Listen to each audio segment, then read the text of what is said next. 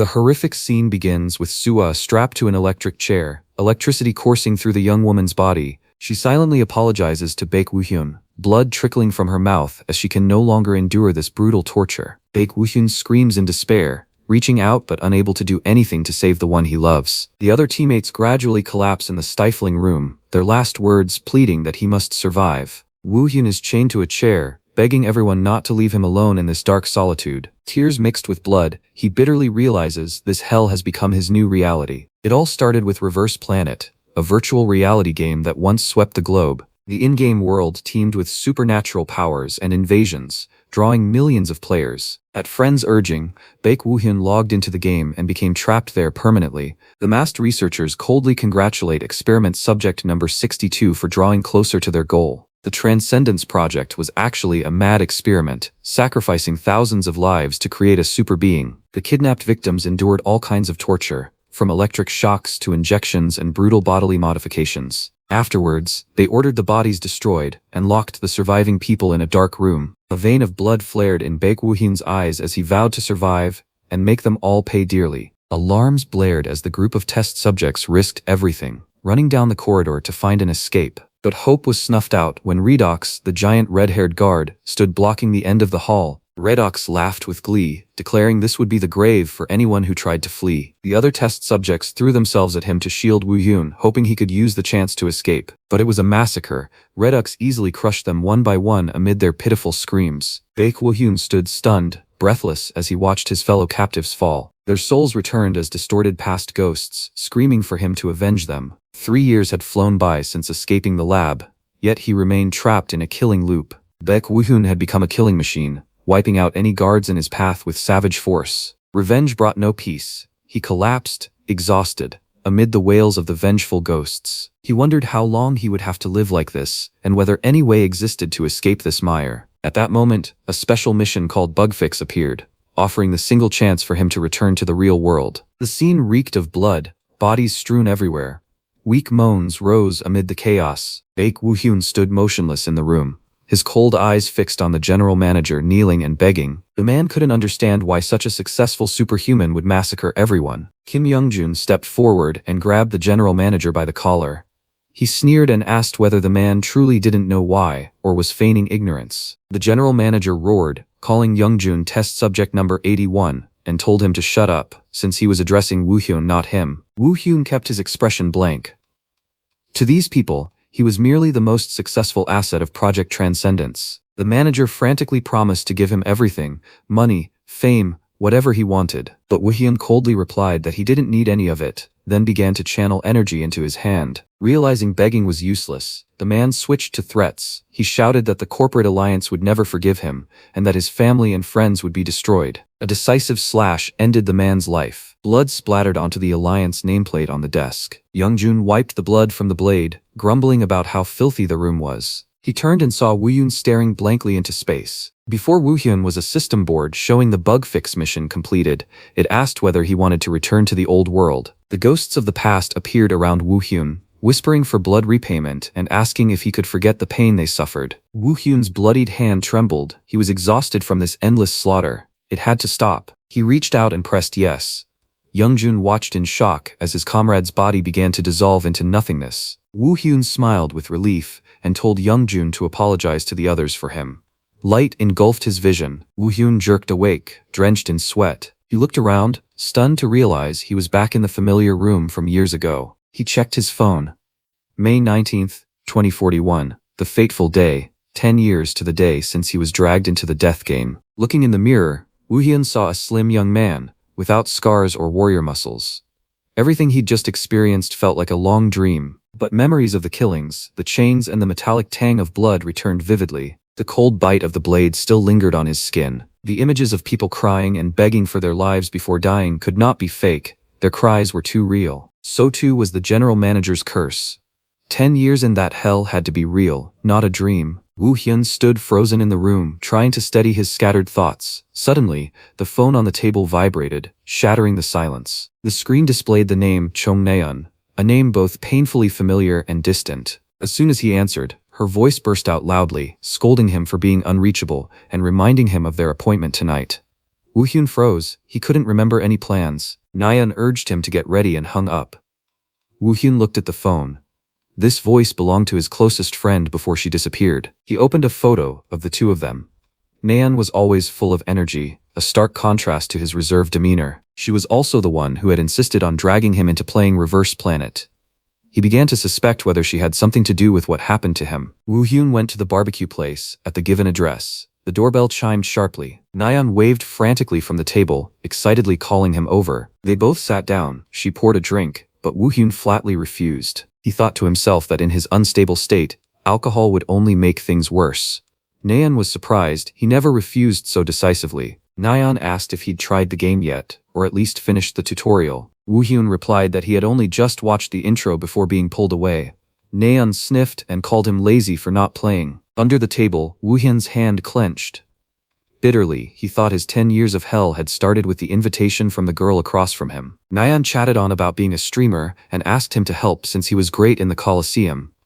Woo Hyun listened in silence. Back home, he sat at his computer and looked up Planet Earth, the company behind Reverse Planet based in Silicon Valley. His fingers clicked the keys non-stop, but then Woo Hyun sighed and mocked himself. If he told people the game had kidnapped him to another world for 10 years, they'd all think he was insane. He told himself to stop and forget everything over there. This was the real world, the life he needed to protect. In the days that followed, Woo Hyun tried to return to the life of a normal student. Friends greeted him as if nothing had happened. He passed through the school gate and merged into the bustling flow of people. Everything seemed to settle back into peaceful routine, but that peace was shattered during class. A ghost of the past appeared behind him, whispering whether this was truly his reality. Woo Hyun spun around in panic, but the room was normal. Only he was sweating cold at the terrifying hallucination. A crimson light flooded the space. Dozens of malformed black shapes emerged, screaming that he must go kill, must take revenge. They told him he didn't belong here. Woo Hyun screamed and sprang up. Bewildered eyes turned to him, wondering what was wrong with this student. He ran into the hallway and leaned against the wall, gasping. His heart was pounding and sweat poured off him like a shower, because the hallucinations had felt so real. A classmate who saw him ran over to check on him. By the reflexes of someone who'd survived 10 years in hell, Woo Hyun grabbed the boy's wrist as if to deliver a finishing blow. The image of a blade swinging in his memory almost drove him to an irreversible mistake. The student's face drained of color at the murderous intent. Woo Hyun stopped in time. He was horrified to realize he was in reality, not a battlefield. He hurriedly apologized to the trembling student. He looked at his shaking hands and realized he was losing control. People around him had started whispering about his strange behavior lately. After class, tired, he sat on a bench outside the school. Woo Hyun popped open a drink, trying to calm himself. But the ghosts of the past wouldn't let him go. They clung to him, climbed onto his body, and whispered curses of hatred, forcing him to return and avenge them. Jong Nayeon's call pulled him back to the present. She looked at Woo Hyun's haggard face with concern and asked what on earth was wrong, why he seemed so absent. Woo Hyun forced a smile and said he was fine, but Nayeon didn't believe him. She patted her chest and said he could tell this big sister anything. He could only chuckle at her enthusiasm. Watching Nayeon leave, Woo Hyun's gaze hardened. He understood clearly that he was the source drawing these demons, and he couldn't keep running forever. Back in his room, he stood before the VR capsule. If he didn't resolve this obsession decisively, the real world would be no different from the hell he had escaped. He lay down in the machine and took a deep breath. Rather than let the ghosts torment him, he decided to confront them proactively one more time. Woo Hyun's eyes glowed a determined blue. He would return to Reverse Planet to settle every debt once and for all. Welcome to Reverse Planet. Woo Hyun had just stepped into the waiting room and, looking around, saw that it was exactly like the lobby of the lab from before. He wondered why he hadn't gone back to that world, and instead chose this hell. Oh well, no turning back now, might as well do the tutorial first. The first step was settings. Woo Hyun set combat correction to 0% right away. After all, he was already used to relying on himself over there. Next was the skill panel. In this game, choosing core powers and accompanying traits is called a build, something pro players study closely. He immediately chose the ability that had earned him the metahuman title before. An old memory surfaced, the time the Superior Project was still being tested on real people. Those horrific screams were something no player would want to experience. The system announced the next test. Woo Hyun strolled inside. Opponent appeared. Etinel, a killing machine specialized in dealing with experimental subjects driven mad. Countless people had died by its hands. The first quest was to eliminate Etinel. Seeing the robot before him, Woo-hyun realized this was only an early model. Memories of victims being crushed by it surfaced like a nightmare. The robot lunged at incredible speed, leaving blurred streaks in the air. Woo-hyun's gaze was cold. No matter where he went, those researchers always liked to stage cruel experiments. The robot launched a lethal strike, but Woo-hyun dodged smoothly. He admitted this early model was a bit troublesome, but nothing more than that. With a precise finishing blow, the robot was shredded, components flying everywhere. Mission completed excellently. The system's voice praised him as an extraordinary test subject. Suddenly, red alarms blared. An intruder had broken in, gunfire and screams began to throw the area into chaos. A speaker announced in a girl's voice, urging imprisoned people to escape immediately. Quest 2 activated. Escape the research facility. Flames roared everywhere. Woo-hyun knew he had to run. He ran down the ruined corridor. Smoke and dust thick in the air. It seemed the recent explosion had ripped the place apart. Woo-hyun came across a seriously wounded guard from the management bureau. He thought the man was a victim and wanted the man to help him escape. The man pointed to the weapons locker on the wall and told him to take whatever he needed. Before he could finish speaking, the soldier passed out. Woo-hyun looked at the pile of weapons, still treating it as just a game plot segment in his head. He chose a chain scythe. The familiar sensation of holding a weapon made him feel a bit nauseous. Scene shifts to Kang Soyeol, a streamer forced to play Reverse Planet after losing a bet. The chat was teasing her as a total hipster. Soyeol insisted she had never broken a promise to her viewers. She was fired up to dominate the game and impress her fans. When she reached the combat correction setting, the chat challenged her to set it to 0% like a pro. Soyeol hesitated, unsure if she could pull it off. After checking, she learned no player had dared set 0% and completed the tutorial. But when she saw the 500,000 won reward for this challenge, Soyeol flipped her stance immediately. Money talks. The result? She entered the game with zero assistance, running and jumping around full of confidence. Then reality slapped her in the face. Soyeol was pummeled by Etinel in just 2 minutes. She whimpered to chat, asking if this was real. She tried again. Now she only needed to escape the research facility. The system began matching a 4-player team. Matching failed because nobody else had set 0% like her. The system had to widen its search. Chat had another chance to mock her. Who in their right mind does a tutorial with no assistance? Team matched. Soyeol was placed into another player's mission. A bad feeling suddenly settled over her. As soon as she stepped into the hall, Soyeol froze for 5 seconds. The scene before her was no joke. Robots lay strewn and smashed as if a storm had passed through. Looking closely, they hadn't been taken down by guns. She suddenly realized she'd just scored a mega carry for the team. This was a guaranteed carry. In the distance, Woo-hyun stood amid the pile of robot corpses, his clothes soaked in blood, holding a dagger. His eyes flared in the darkness. Soyeol crept closer, stammering to ask if anyone was there. Woo-hyun spun around and pressed the dagger against her face. Soyeol only managed a single huh. Her face drained of color. Woo-hyun realized his mistake and sheathed the knife. Soyeol was shaken, apologizing profusely. She introduced herself as a live streamer and asked to tail Woo-hyun since they were in the same party. Seeing his blood-stained outfit, Soyeol was convinced he was the legendary test subject. As she was about to leave, Woo-hyun stopped, making Soyeol jump. At that moment, a kill order rang through the corridor. The two of them were the primary targets. Gunfire cracked loudly. Soyeol could only hide in a corner and scream. She wondered why this tutorial was absurdly difficult. While her companion panicked, Woo-hyun performed elite-level flips to dodge bullets. He wiped out the squad of guards in the blink of an eye. Viewers on the stream started going wild over this handsome guy's stylish fighting. Woo-hyun moved in to take down another enemy. The chat speculated what system he was using that made his eyes turn ghostly white. It turned out to be Absolute Being, a skill people had long mocked as trash. Soyeol froze, unable to understand how such a useless thing could transform someone into a superhuman. Introduces the skill Absolute Being. It massively boosts basic physical stats but permanently locks the use of any other active abilities. On game forums, people list it as trash to be avoided. In a skill-focused game, being unable to use skills is basically suicide. Soyeol found it puzzling too. She wondered if anyone would be brave enough to pick this junk for a second playthrough. The look at him, what the hell is he doing? Using only a chain, he's wiping out the guards as if no one were there. Suddenly, ghosts from his past appear around him. They whisper, urging Woo-hyun to be even more brutal to sate his thirst for revenge. A distant guard has Woo-hyun in his sights through a thermal scope. Out of nowhere, Soyeol rushes in and lays down covering fire, taking out the ambushing guard instantly. She flips skillfully and adds a finishing shot with deadly accuracy. Soyeol breathes a sigh of relief after the rescue.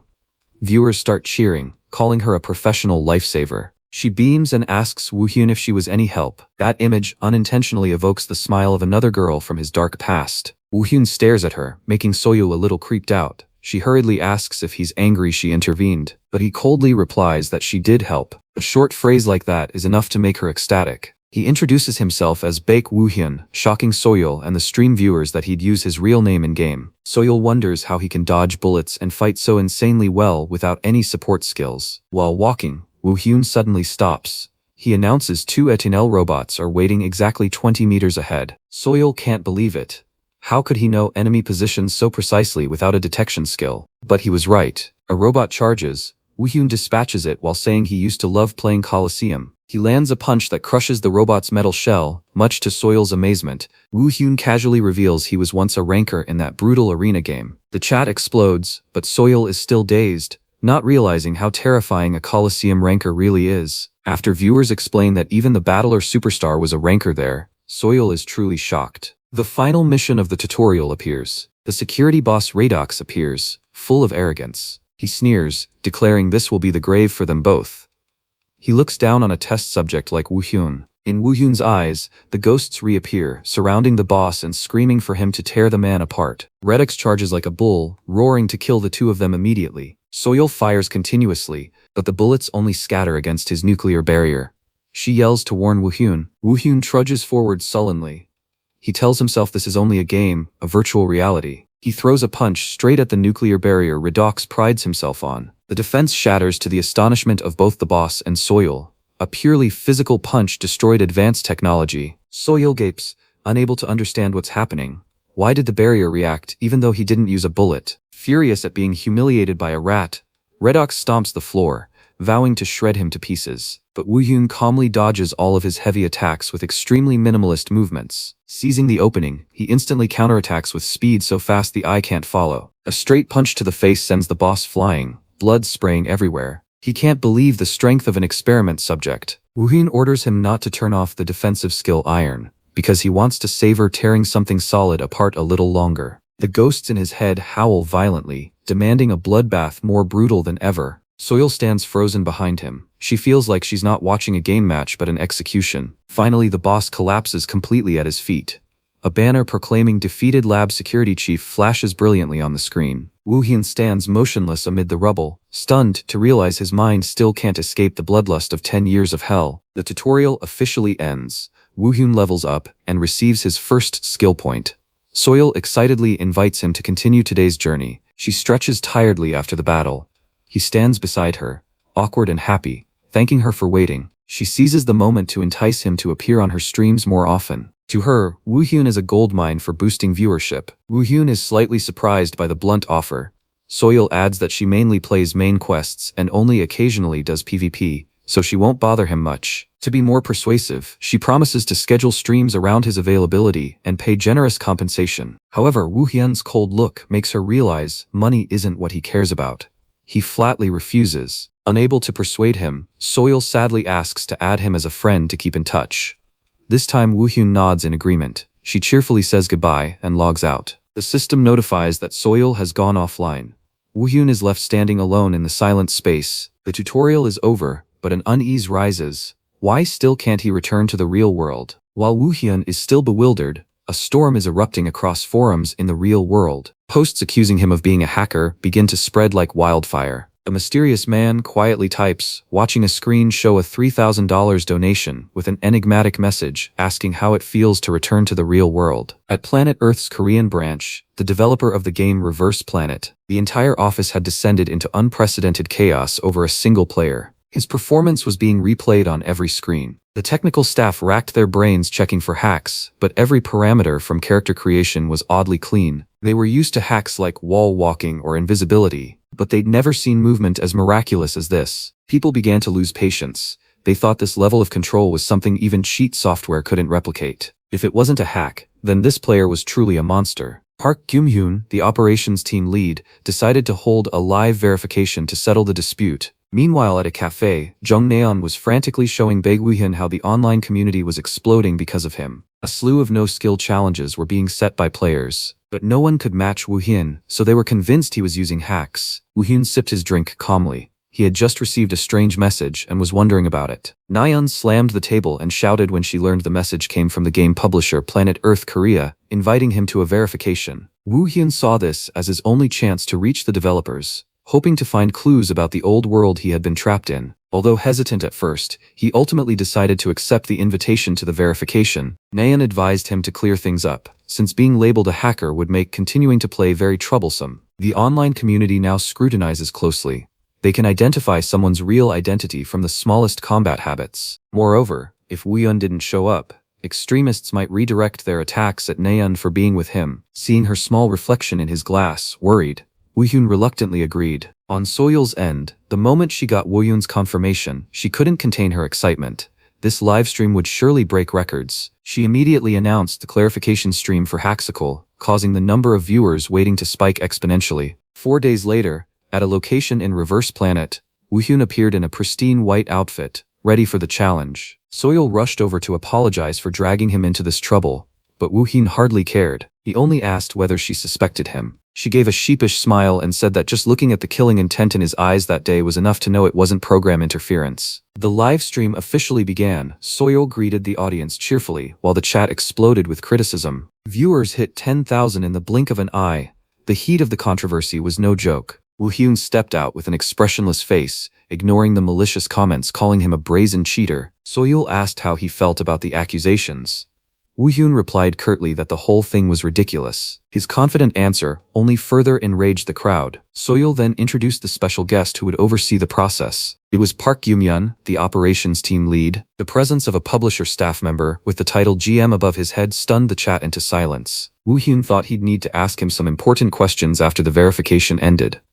The three exchanged polite greetings. Gyum-hyun judged that Woo-hyun looked no different from a regular player, then led the group into the inspection area. They entered a modern private training room that Woo-hyun had never seen in the old world. He looked around with curiosity. The verification process would take place through several real battles, so controllers could directly monitor every player action. The first opponent to appear was Ethiel, a mid-level training robot much stronger than the bots from the tutorial rounds. Viewers began to worry whether Woo-hyun could win without using skills. The match began, and Woo-hyun's expression suddenly shifted.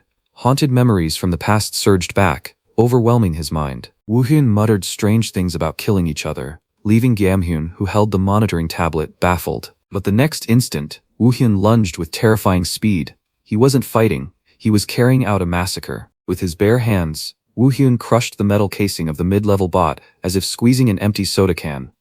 The livestream audience fell silent in fear. On Gyum-hyun's screen appeared the message, "No external program interference detected." He was stunned to realize this was truly pure physical strength. Baek Woo-hyun finished the first test. The admin watched the bulletin board. The results showed no external intervention programs. However, the admin was not completely satisfied because the inspection time had been too short. He asked Woo-hyun to fight using a specific method to completely rule out the possibility of auto-hacks. The next challenge was to use the chained mace to behead 3 intermediate training robots. Gyum-hyun thought to himself that this was an extremely difficult and unfair request for the player. The 3 robots lunged to attack at once, but Woo-hyun felt no pressure. He began to swing his chain. With a single basic arc, the robots' heads flew off. Woo-hyun's technique was frighteningly precise. A close-up of Woo-hyun's blazing golden eyes as he concentrated fully. He was completely in control of the match. The bots lay shredded and scattered.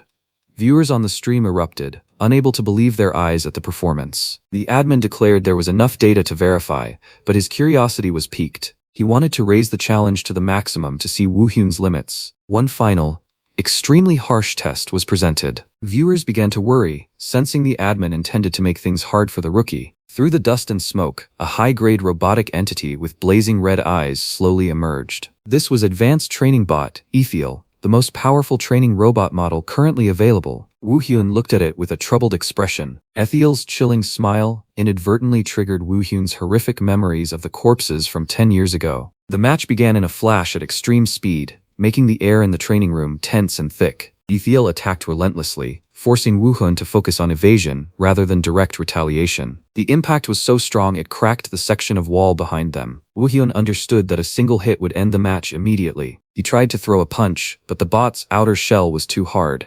The blow left not a scratch. Realizing brute force wouldn't work, Woohyun changed tactics, maintaining speed to look for an opening. Jumhyun and Soyeol gaped in astonishment. Viewers in the chat began to fear what Woohyun was showing. Woohyun began a powerful counterattack. His speed gradually overwhelmed the high-grade robot's processing ability. Suddenly, the admin ordered the match stopped and recalled the bot. He announced the data was more than sufficient to draw a conclusion. Soyeol anxiously asked about the final verification result. The admin took a breath and affirmed. He had not used any hacking software. She triumphantly crowed on the stream. The chat filled with comments calling Woohyun the hack physical monster. The livestream ended with over 101,000 viewers, a record number for a rookie. Jimhyun thanked Woohyun for cooperating. He was about to leave but suddenly paused, remembering something important. He asked the admin whether there had ever been a bug in the game that prevented players from logging out. Jumhyun affirmed that Ripple was an extremely stable global game and that lockout errors were impossible. Woohyun nodded silently upon hearing that. Soyeol said she'd be in touch to calculate the stream's revenue and thanked Woohyun for his hard work today. Although she said she planned to send Woohyun home, inwardly she wanted to keep him because this was a real goldmine of content. Woohyun received a message from Nayeon asking to meet in the preparation room. He felt a bit disappointed since he hadn't found any clues after the stream. Nayeon excitedly boasted about the community's reaction. Woohyun honestly said that playing while interacting with chat didn't suit his style. Nayeon suggested an alternative. He could play alone without worrying about the audience, and she would handle everything else. And the place she wanted him to try was the PvP arena, where players fight one another directly. He wondered why he had to go there. Nayeon insisted that PvP was the soul of Ripple. He realized the story mode in this world was quite similar to where he came from, so PvP might contain new things he didn't know.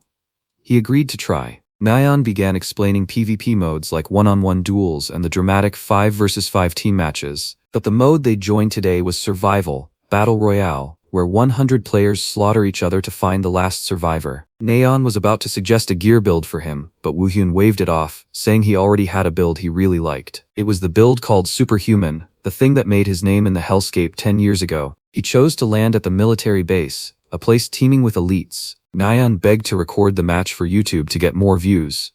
Woohyun nodded coldly in agreement. The match was about to start. She didn't forget to wish her mysterious partner good luck. At the military base, another player was fumbling for gear and complaining about his luck. He had no idea disaster was approaching. Instantly, Woohyun appeared like a ghost right behind him. The superhuman's hunt officially began. The first kill notice popped up. Baek Woohyun had eliminated player Lucky Day. Nayeon gaped, surprised he could take a life so quickly at the start. She silently admired the caliber of a hack physical monster. A cascade of kill notices flooded in, Woohyun's name appearing relentlessly on the system screen. Watching the list of players being sent packing lengthen in an instant, Nayeon froze. She muttered that she couldn't understand what the hell Woohyun was doing to slaughter so brutally. Over here, Woohyun swung his arm and finished off another enemy. Although 4 people surrounded him the moment he landed, for him this was just a warm-up. Just as he was about to withdraw, a distress signal from Jung Nayeon rang out. She was pinned down at that building over there. Checking the map briefly, Woohyun decided to dash straight over there, even though it was a bit far. Nayeon warned him to be careful because people below were fighting chaotically, but he replied curtly and charged off. The players blocking his path hadn't time to understand what was happening before this youngster sent them flying. The kill feed kept flashing Woohyun's name, causing the other players to start panicking. One guy launched a purple tier skill trying to ambush him, but the skill gap was huge. Woohyun countered midair so fast the opponent only managed to spit out an insult before disappearing. After clearing the people on the street, he ran straight into Nayeon's building. 2 more kills added to the tally.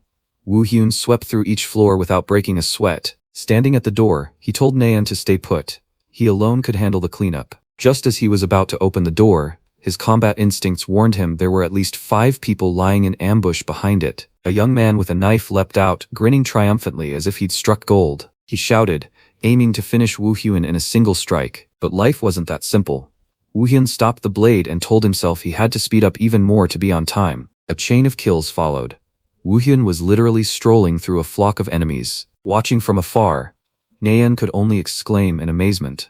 Her teammate was overpoweringly strong. But she wasn't to be outdone, immediately pulling out a chainsaw and going to work. Seeing Nayeon clear the scene with a chainsaw, Woohyun froze for 5 seconds, wondering if he came to rescue her or to watch a show. The match ended, Nayeon was exhausted and demanded a break because she couldn't play anymore. A streak of 10 consecutive wins, an astonishing number for a newly formed duo. Nayeon thought to herself that Woohyun really was a monster and resolved to recruit him as a streamer. Before logging out, she promised to prepare an irresistible livestream plan. Woo-hyun remained troubled because the PvP match hadn't yielded any clues about the secret he was seeking. That night in the apartment complex, while everyone else slept, Soyeol was still absorbed in her phone. On gaming forums, the name Hackster Lord was becoming hotter than ever. Seeing the stream hit over 100,000 viewers, Soyeol was ecstatic, secretly wishing she could keep Woo-hyun around longer. Remembering how Woo-hyun flat out refused because he didn't like fame, she felt a bit discouraged. As she was about to check today's earnings, she suddenly saw a notification that froze her. The next morning at the cafe,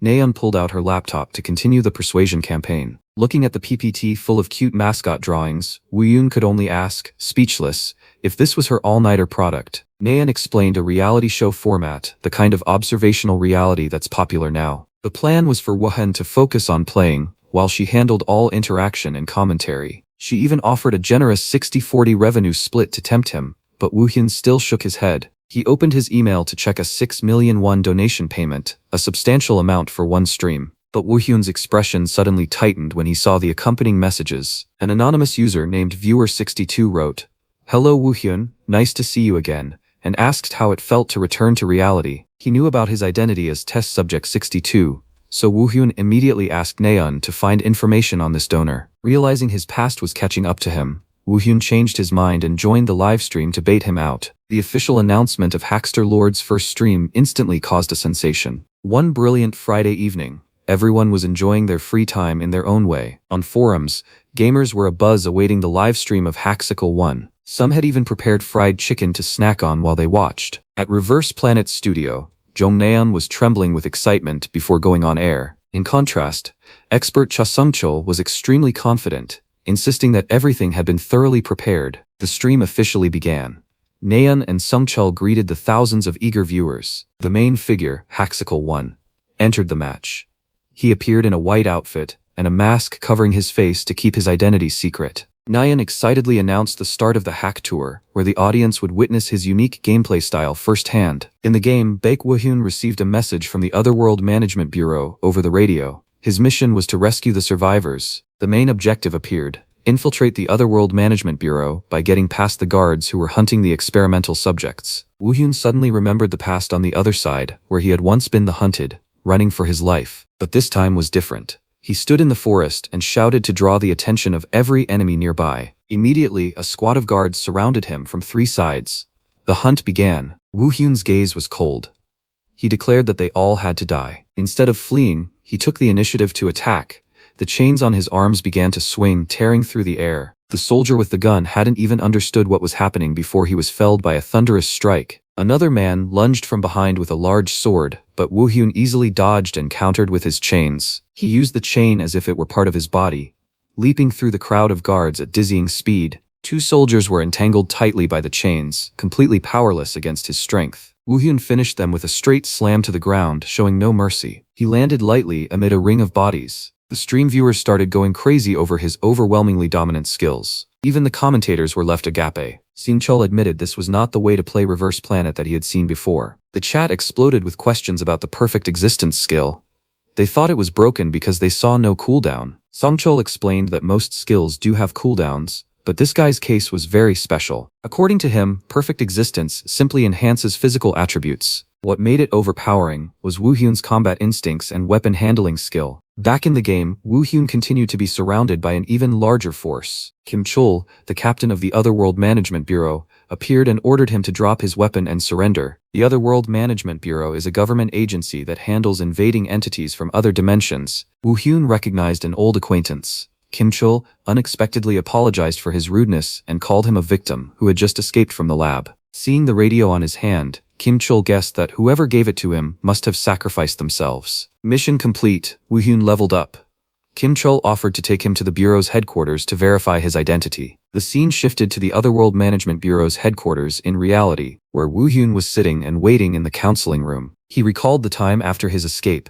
To get money for revenge, he took all kinds of jobs from assassination to kidnapping, but mainly he conquered inverted worlds. Corporations often discarded worlds that had lost value for him to clean up, which is why he frequently clashed with Bureau agents. A female agent named Lee Yujin entered the room. She welcomed Woo-hyun and praised his efforts to get there. Yujin offered two choices: live as a civilian and be banned from using energy, or become an agent of the Bureau. Woo Hyun fell silent. On the other side, he had been an adversary and had even killed several agents.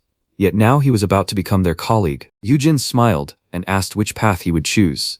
Just as the moment reached its peak, the stream abruptly ended, leaving viewers furious. When the next broadcast channel officially began, Woo Hyun fully understood that as a civilian he'd be squeezed dry by those corporations like in his past life. He settled on becoming an agent, which made Yujin visibly relieved. Eugene added that private companies have been aggressively hunting for awakens lately due to a severe staffing shortage, but those corporations only want to profiteer and have no training experience. They also shrug off responsibility when accidents occur. Meanwhile, the Administration Bureau is an older, far more professional organization. Woo Hyun knew the pay at private firms was indeed high, but the accompanying risks were enormous. Besides, many places stiffed their payments, forcing him to resort to drastic measures to recover what he was owed. He recalled that those troubles with the corporations had exposed his awakened identity and led the Bureau to hunt him for a long time. With the paperwork done, Eugene registered Woo Hyun's information in the system and handed him a dedicated work phone. She enthusiastically hoped Woo Hyun would be assigned to her Team 1. He smiled and nodded, because in his previous memory it was thanks to Eugene that he and his teammates survived the lab raid years ago. Back in the present, Jung Nayeon was frozen, witnessing the startlingly smooth interaction between Woo Hyun and the NPC. She could hardly believe her eyes. Nayeon exclaimed, wondering how an NPC in this game could communicate so naturally and flexibly. Usually they only respond according to preset scripts. His colleague Cha Sung-chul was equally shocked. He recognized it as the extremely rare full-response AI technology. He explained that this technology consumes tremendous system resources, which is why almost no online game implements it. It probably only activates when a player meets some hidden condition, that condition being disabling all combat assistance from the start. Woo Hyun had set assistance to 0%, turning himself into a pure skill-based player. The incident sent the streamer community into a frenzy. Nayeon decided to pause the storyline and switch to PvP content at the viewer's request. Woo Hyun entered the ready room. All eyes were now on the account named Woo Hyun. He messaged Nayeon to alert him immediately if anonymous viewer 62 appeared, then hit ready to start the match. The objective this time was to reach bronze rank within 30 minutes to earn a 500,000 won reward. A not easy challenge. Sungchul analyzed that reaching bronze required winning 10 consecutive matches. A normal player would take 2 hours. Even a pro would need about half an hour. Nayeon sent an encouraging message but couldn't help worrying for Woo Hyun.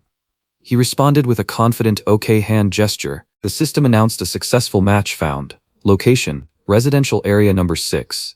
The first match would begin in 10 seconds. Sungchul noticed Woo Hyun using a very unusual weapon he'd never seen in the game before. His opponent was a user of frost magic. Woo Hyun thought that if the enemy fought from range, he just needed to close the distance to finish him. Round 1 began. The mage unleashed a powerful ice burst intended to quickly finish Woo Hyun, but in an instant, Woo Hyun closed in and defeated him without breaking a sweat. The score was 1-0 in his favor. In the second round, the other player panicked and surrendered as soon as he saw Woo Hyun charging. Thinking he'd run into a hired grinder, Woo Hyun easily won the first match.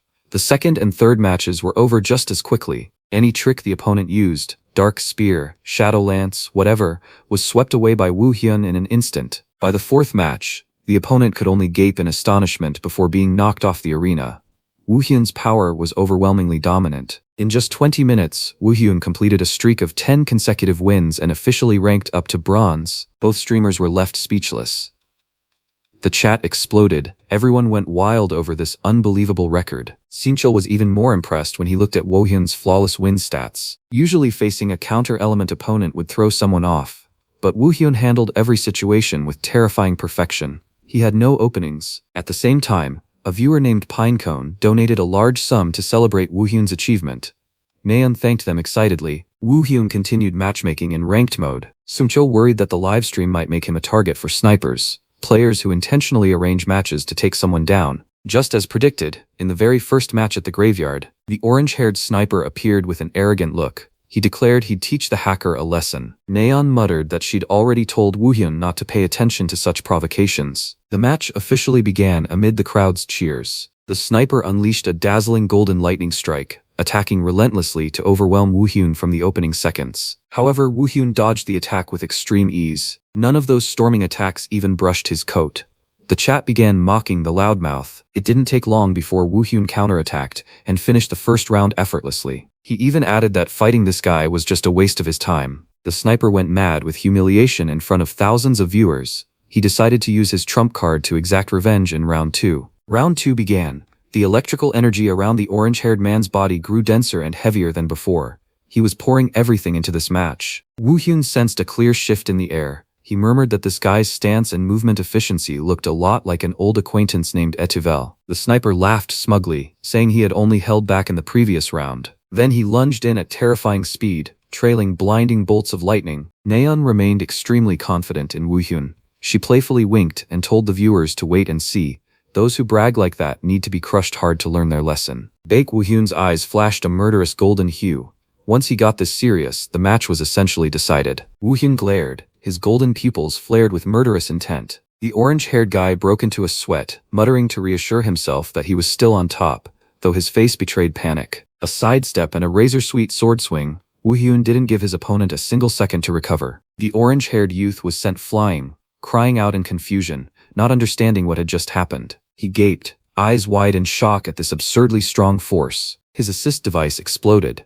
The guy looked like he was about to burst into tears. Meanwhile, the two MCs began to sense that something was off. The two commentators nodded, realizing Woo Hyun had been stalling on purpose to expose the cheater's tricks. Standing over the defeated man, Woo Hyun coldly swung his blade, returning the contemptuous words the man had just spat. The match ended cleanly 2-0 in favor of the mechanical god. What followed was a long streak of victories. Woo Hyun hit 30 consecutive wins during his very first stream. The audience clamored to see his skill set. Naeun, half skeptical, asked to take a look. To her delight, Woo Hyun agreed on the spot, and she eagerly announced it to everyone. The studio erupted. Nobody could believe a newcomer would openly reveal his secret techniques. They began to worry for him, knowing the legendary player battler's record of 76 wins would soon be targeted. The online community buzzed with excitement. News about the mechanical god flooded forums. The earlier cheater received a permanent ban.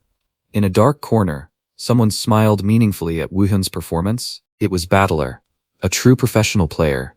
It seemed he was beginning to see Woo Hyun as a formidable rival. A few days later, Woo Hyun logged into the game and received a new field mission notification from Senior Yoojin. Lee Yoojin was waiting, waving at the junior with a radiant smile. The location was an abandoned factory. Woo Hyun remained fairly calm despite it being his first real-world mission. The two entered the cordoned area, where the military was keeping tight guard. Yoojin complained about big corporations causing trouble and leaving the cleanup to the management bureau. The guards verified their identities before allowing them deeper inside. A glowing blue portal materialized in the middle of the decrepit factory. Woo Hyun felt an uncanny sense of familiarity about the scene. He recognized the structure as identical to a place in the underworld he had experienced 10 years earlier. While lost in thought, a muscular man appeared. He was Choi Hang-cho, who had betrayed the management bureau to chase corporate money. Yoojin disliked him. She immediately warned him off when she saw him lurking about. He ignored her and turned to lure Woo Hyun into leaving the bureau to join Jumshin Corporation with a fat salary. Yoojin bristled, refusing to let the traitor recruit her trainee. He sneered and walked away. To ease the tension, Yoojin pulled out a red candy and handed one to Woo Hyun to ward off low blood sugar. The two hosts were also surprised. It was the first time an NPC storyline had been explored so deeply. Putting their annoyances aside, the two stepped into the mist-filled reverse world. Outside, Hyung-chul licked his lips and ordered his cronies to begin their own plan. 20 minutes passed in the cold expanse of the reverse world. Everything was eerily silent. Suddenly tragedy struck. Woo Hyun wiped blood from his face as a terrifying murderous aura erupted. The red candy rolled across the fresh pool of blood. Lee Yoo-jin lay collapsed, her breath gone cold. The monster within Woo Hyun officially awakened. Let's go back a bit. Just 20 minutes ago, Woo Hyun and Yoojin were still stepping together through this deep blue teleport gate. They were walking along the passage into the inverted world, which looked no different from the other side. But suddenly something went wrong. The space began to shake violently, draining the color from Woo Hyun's face. Yoojin only had time to shout a single call to her junior before both were sucked and flung in opposite directions. Woo Hyun woke up in a gloomy forest and realized he had been separated from Lee Yoojin. It seemed the teleport gate had collapsed from an external shock. Before he could steady himself, a swarm of enormous mutated spiders crawled out and surrounded him. Woo Hyun drew his knife, thinking he had to clear them out before searching for his senior. With a single wave, the skill-spreading thunder activated, golden bolts of electricity sweeping away everything around him. Meanwhile elsewhere, Yujin was struggling against a torrent of shadow monsters rushing toward her. She realized the forest was larger than expected and felt that something was wrong. As she was about to center herself to find Woohyun, suddenly a blade of fire stabbed stealthily into her back. The attacker was none other than Choi Hin-chul. He wore a leering grin with a blazing sword in his hand. He calmly said he was only carrying out the orders given to him, so she shouldn't blame him. Yujin clutched the deep wound, unable to believe he could do this to her. Knowing she was in danger, she gritted her teeth and tried to escape immediately. She activated a protective stone, creating a large explosion that flung Hyunchul's men away. Angry, Hyunchul ordered his henchmen to pursue her no matter what, not letting her flee into the deep woods. Despite a severe leg injury, Eugene tried to gather lightning energy to intercept them from afar. A thunderstrike exploded in the middle of the chase formation, throwing the pursuers into panic. Using the dust and smoke, she leapt into a nearby valley to hide, leaving the red-haired man's curses behind. Eugene crawled into a centipede den to hide, exhausted and thinking that without this den she would have been done for. Back with Woohyun, he had cleared the monsters and sensed Eugene's presence nearby. His gaze hardened. He was certain something bad had happened to his senior. Hearing Eugene's scream, Woohyun dashed like a whirlwind toward the valley. Inside the den, Eugene was being tightly coiled by a giant centipede and was about to become its dinner. At the critical moment,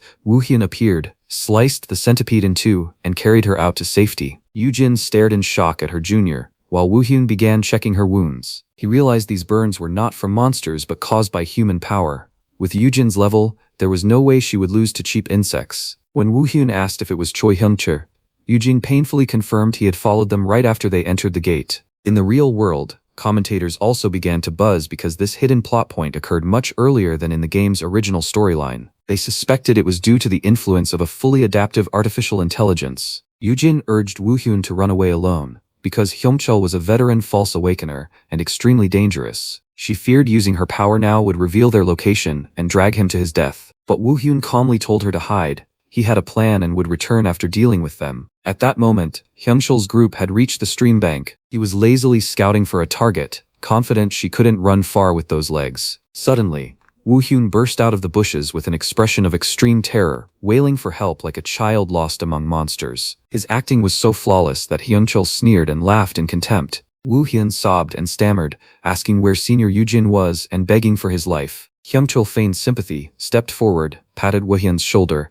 and said he'd see her again soon, just in the other world. He had no idea he was walking straight into the trap of a real monster. At the moment the red-haired man moved to finish him, Woohyun's expression suddenly changed, cold and murderous, his gaze fixed on the betrayer before him. Hyung-chul was gravely wounded, clutching his chest and grinding his teeth as he cursed with bitter hatred. As his accomplices arrived, Woohyun had already vanished. One of them immediately gave chase, while the other stayed behind to provide first aid. The agent ran bewildered through the deep forest, seeing no sign of his target. But a second later, Woohyun loomed up right behind him like a ghost. Back at the original spot, as the masked man began to bandage himself, a sword suddenly plunged through the redhead's chest right before his eyes. Woohyun stood there nonchalantly and asked about the whereabouts of the teammate who had run off after him. He calmly held the sword he had just taken, facing an enemy who was going mad with rage. The masked man used stone edge, causing the ground to sprout numerous sharp rock spikes to impale him. Woohyun easily slipped through the gaps. His speed made the attacks look sluggish. He followed with Earthwave, tearing up the ground, but Woohyun had already dashed away beforehand. His golden eyes flashed in the night, seeing through every movement of his foe. He hid behind a fallen trunk, watching the masked man begin to tremble and sweat with fear. The masked man desperately summoned Stonehorn, forming a massive rock to try to defend himself. But Woohyun closed in instantly, swinging his sword straight for the man's opening to finish him. Two short blades plunged in hard, cleanly ending the last agent. Woohyun exhaled in relief. While the viewers' chat erupted with praise for the outplay, he looked at the wound on his arm, thinking to himself that his current power was still far weaker than his prime in the old world. Rifling through the body, he found Choi Hyung-chul's phone with messages ordering Eugene's assassination. The system displayed a slew of high-quality gear just looted, from daggers to a monk's necklace. Woohyun used shadow storage to stash everything, then immediately ran off to find his teammate. He told himself to hurry before Eugene's wound worsened. At that moment, Eugene was backing away from the giant scorpion, Emperor Scorpion, her face full of worry. She blamed herself for the bad luck, but was relieved that the junior wasn't facing the monster alone. Eugene stifled the pain and focused all her lightning power into her hands, preparing for the decisive strike. She lunged to attack, but the scorpion's armor was too thick and the blow bounced back. At the critical moment, Woo Hyun appeared, finished off the beast, and casually checked on her. Eugene stared at Woo Hyun in disbelief, unable to accept that her junior could be absurdly strong like that. The surrounding space began to shatter. Woo Hyun told her to climb onto his back so they could escape together. He carried her and ran toward the exit, leaving the virtual world collapsing completely behind them. They jumped through the teleport gate just as the system announced mission completion and a level up. Returning to the Planetary Management Bureau headquarters, the building loomed under the sunset. Woo Hyun reported to Captain Kim Chul that he had eliminated all the assassins, leaving him stunned. He handed Kim Chul the phone containing evidence of the corporation's sinister plot. Kim Chul took the evidence and told him to go rest, saying he'd handle the rest. As Woo Hyun turned to leave, Kim Chul called him back to warn that the forces behind this wouldn't let it go. Woo Hyun nodded slightly in agreement. The system immediately displayed a level-up notification and prompted him to choose a second element. On the live broadcast, while the hosts were heaping praise, a huge anonymous donation appeared with a new challenge attached. Nayeon sighed in relief as her first real mission finally came to an end. Seong-chul laughed and said everything had been even more dramatic than he had imagined. Just as the atmosphere was dipping, boom, a huge 3 million won donation poured into the account. An anonymous viewer named 62 appeared with a message, "Special mission." Messages kept popping up. This person insisted they would watch Woo Hyun for the whole stream and demanded he take on a new challenge. Woo Hyun only glanced and decided to focus on finishing the match first. Nayeon noticed something different in his expression and asked, but Woo Hyun waved it off and told her to keep the show going. They could deal with the mysterious tasks later. The two hosts quickly regained their rhythm and excitedly introduced the next segment, the highly anticipated PvP mode. Today's theme was warfare, with modes like control and deathmatch. This was a 5v5 showdown. The team that won 2 rounds first would take the match. Nayeon winked confidently at the camera, ready for the match to begin. The chat was shouting that they preferred solo duels to teamfights like this. Matchmaking completed, Woo Hyun was placed on the attacking side in an escort mode. A white truck appeared in the middle of the street. The objective was simple. Attackers had to push the truck to the destination. Defenders had to stop it at all costs. The hosts were curious how Haxical would coordinate with his teammates. The match began. While his teammates fumbled around the truck, Woo Hyun quietly broke away. He climbed onto buildings and moved completely independently. Woo Hyun's gaze was intensely focused. Nayeon guessed he was going for a back door, sneaking in from behind to break the enemy formation. Carrying 5 alone is impossible for ordinary players. But with Woo Hyun, it wasn't certain. He dove down from above at breakneck speed. The map showed he had gotten very close to the defender's position. One defender hadn't even had time to realize what was happening. Woo Hyun drew his sword. A single clean slash sent the first opponent to the scoreboard. The kill log flashed Baek Woo Hyun's name overwhelmingly. The enemy panicked and screamed, but Woo Hyun's short blade had already pierced the next one. The entire defensive lineup began to crumble. A stream of kill notifications appeared one after another. The enemy frantically asked each other what the hell their teammate was doing to let an assassin slip through like that. Clean sweep? In the blink of an eye, Woo Hyun sent the whole enemy team to the respawn. Round 1 ended so quickly that his teammates hadn't even understood how they'd just been carried. Nayeon and Seong-chul were silent for a few seconds. His speed was terrifying, far beyond any usual 5v5 match scenario. The subsequent modes felt like training sessions for Woo Hyun. In deathmatch, he turned the battlefield into his personal playground. In control, explosions roared, but Woo Hyun calmly handled each obstacle. Opponents could only scream in helplessness before being taken down. He used both a long sword and chain, creating stylish combos that kept viewers glued to the screen. The battle ended in flashpoint. Woo Hyun planted the victory flag on his foes' corpses, finishing the stream with an absolutely overwhelming score. Anonymous viewer 62 donated another 3 million won, urging him to complete the special mission to unlock a new system in Reverse Planet. Nayeon went wild with joy over the large sum, demanding a celebration party and new shopping, but Woo Hyun coldly told her to send him a screenshot of the mission. New system, Woo Hyun pondered. Whether fighting monsters or players, it seemed he would have to level up faster to learn about this reverse world. He decided to temporarily do what that person wanted. A new plan began to take shape. A few days later, Woo Hyun went to the training center of the Size Management Bureau. Lee Eugene messaged that she was injured and had found someone to train him instead. Eugene showed up with her hands wrapped in white bandages. She hurriedly apologized for not being able to personally guide Woo Hyun in today's training, and the replacement stepped forward. Kim Hana, a girl with short purple hair and an extremely cold aura, making the training room instantly solemn. Woo Hyun was stunned. He knew this girl well, Kim Hana, ranked second in strength at the bureau, only behind Kim Chul, a truly formidable opponent. In his memory, Hana had once been a dangerous enemy in the other world. Yujin slipped away, leaving the two of them to face each other in an awkward atmosphere. Hana asked whether Woo Hyun usually used a long sword or a short sword. Woo Hyun answered tersely, "Both." The answer made her raise an intrigued eyebrow.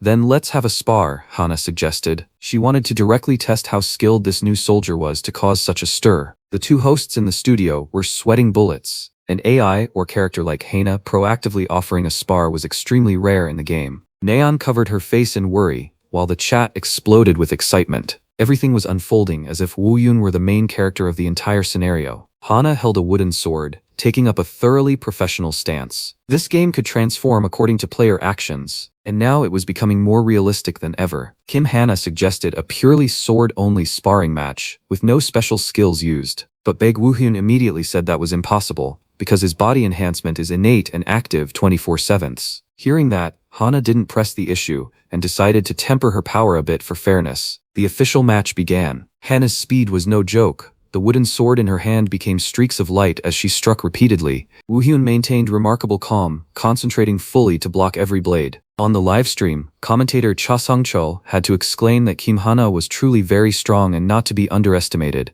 It turned out Hana's build was the God of Wind, a speed-focused fighting style. Her strikes were so fast the naked eye could hardly follow. But what shocked everyone more was Woo Hyun. This rookie kept up with Hana's speed without appearing outmatched. The stream audience began to go wild over this top-tier display. Woo Hyun realized his opponent was not only fast but extremely adept at finding openings. His eyes glowed golden as he became completely absorbed in the fight. Seeing Woo Hyun still standing, Hana smiled with excitement. She decided to get a bit more serious. A powerful sword swing sent a large shockwave, but Woo Hyun quickly slipped aside and narrowly avoided it. His eyes remained locked on every movement of his opponent. Hana sheathed her sword. She admitted she had expected him to dodge that strike. They both stopped when the arena floor behind them had been warped by the power of their spar. Hana praised Woo Hyun's abilities. Despite the praise, he was modest, estimating that if this were a real life-or-death fight, his win rate would only be about 20%. A notification for completing the sparring mission popped up, and Woo Hyun leveled up continuously. Hana told him to follow her because she wanted to show him something. They went to the Spatial Management Bureau's armory. It was filled with weapons from swords and spears to battle axes. Everything looked premium. Armory manager Kim Hyun-woo appeared to greet them. Seeing Woo Hyun's capability, he agreed that Woo Hyun needed a fitting weapon and couldn't keep using basic gear. Hana told him to take his time and pick whichever he liked most. Woo Hyun scanned through but didn't seem to find anything that really matched his taste. His gaze stopped on a weapon on a shelf. Yeonwoo introduced it as the blood-sucking spear Dragos, a fairly strong item with recovery stats. But right after, he noticed another item tucked inside. It was a jet-black greatsword, called Soul Eater. Woo Hyun froze when he saw the sword there, because it should have belonged to the black market. In his memory, this was the most cherished weapon he had owned in his previous life. He gripped the hilt, and a rush of familiarity washed over him. Woo Hyun wondered whether this item originally belonged to the bureau but had been stolen. His silhouette wielding the sword looked incredibly cool and full of power. Hana was surprised when Woo Hyun chose Soul Eater, since it was a very heavy greatsword and hard to use, but he affirmed he would take the weapon. The ownership transfer process began immediately. On the broadcast, the hosts buzzed about the 5-option sword Woo Hyun had just obtained. Normally at this stage, players could only dream of 2-option items. They analyzed the Hermit's pendant that Woo Hyun had received earlier.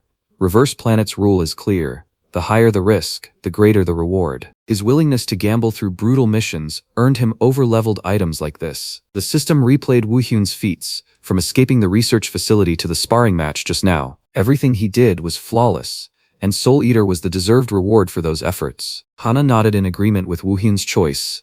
After the paperwork was finished, she suggested they go on a real hunt to test the new sword's power. They teleported to a desolate, snowy peak. Standing on the summit, Hana said she'd already warmed up from the spar. Woo Hyun whispered his thanks. He too seemed eager to swing Soul Eater. Hana explained this was the spawning ground for the mutated wolves. Although they're low-tier monsters from F to E, they're extremely aggressive and highly territorial. The portal opened in the middle of the snowy woods.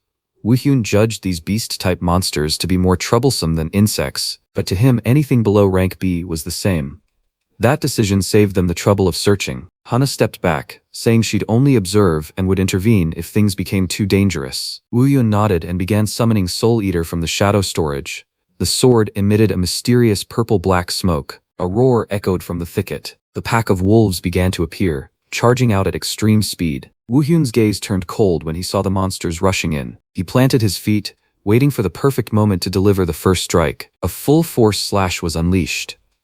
Wu Yun swung the greatsword, forming a massive ring of energy that swept away everything in its path. He declared this would be the finishing blow, using all his strength. The slash's terrifying might shredded the wolves instantly. Wu Yun swung the heavy blade as if it weighed nothing. The system notified that Soul Eater's slash power had increased after killing the targets. The audience and commentators gaped at his superb weapon control. Cha Sung-chul even donated 50,000 won in excitement. Wu Yun felt a complete difference when holding the sword. It fit him perfectly. A crimson spiritual aura surrounded the black blade, proof of its destructive power. Watching from behind, Kim Hana was utterly stunned. She trembled, wondering if the technique Wu Yun had just used was the famed Heavenly Moon Slash. A rookie possessing such a high-level skill, who exactly was he? An elite-level pack of purple wolves began to surround them. The pace of the battle was ramping up quickly, far beyond what observers had anticipated. Ignoring the savage pack surging forward, Wu Yun swung his sword one clean, decisive slash. In the studio, the commentators were abuzz as well. They wondered where someone like Wu Yun, who had never trained professionally in sports, got such superior combat skills. Wu Yun leapt, delivered a follow-up kick, then swung his sword to finish off the next wolf. The audience cheered and continuously sent donations. The blade pierced the monster's thick hide. Soul Eater was demonstrating its terrifying power. The system kept notifying that Soul Eater's cutting power increased after each absorbed soul. The more Kim Hana watched, the more she realized this guy was more than just skilled. Suddenly, an immense pressure slammed down. Wu Yun immediately shifted into a defensive stance, eyes sharp as he stared into the mist. Silver Wolf, a captain-grade entity, appeared. With its huge size and terrifying speed, it was known as a destroyer of new players. The beast lunged with crushing force. Wu Yun managed to block the strike but was still thrown back a long distance. Kim Hana looked visibly worried. The wolf roared, opening its mouth full of fangs to swallow its prey. But Wu Yun stood firm, the sword in his hand glowing with a red aura. Though the opponent was clearly stronger than the earlier grunts, Wu Yun smirked. "This is nothing," he said, tightening his grip on the hilt. A fatal slash ran down the creature's body. The rookie destroyer collapsed instantly. Soul Eater greedily swallowed the captain-grade entity's soul. The sword's power surged once more. Kim Hana stepped forward, admitting she had almost jumped in to intervene. The actual difficulty of this mission had clearly been pushed up to rank B, not the announced F. A commentator questioned whether the player's past actions could alter the mission's difficulty. Although the monster had been defeated, the reverse world still hadn't closed. Very unusual. Kim Hana asked Wu Yun to come with her to investigate the root cause of this strange phenomenon. They discovered a large egg lying alone in a nest. Suddenly the eggshell began to crack. From inside, a small gray and white wolf pup emerged, making weak cries. Viewers in the chat froze. This game doesn't have a pet system, does it? The pup was extremely clingy, nuzzling Wu Yun's leg. Although the rule was to eliminate all creatures from the other world, because the pup showed no aggression, they decided to take it back to the Bureau's lab for examination. At the Dimensions Management Bureau headquarters, the pup was placed on a research table under close supervision. The researcher confirmed it was not a natural creature but a summoned entity. Strangely, neither of them had any summoning skills. He said the ownership imprinting process had completed. The Bureau could not claim the creature because it now belonged to Wu Yun. Lightning Wolf was officially registered as Wu Yun's spirit beast. At that moment, the system sounded an emergency maintenance alert across all servers.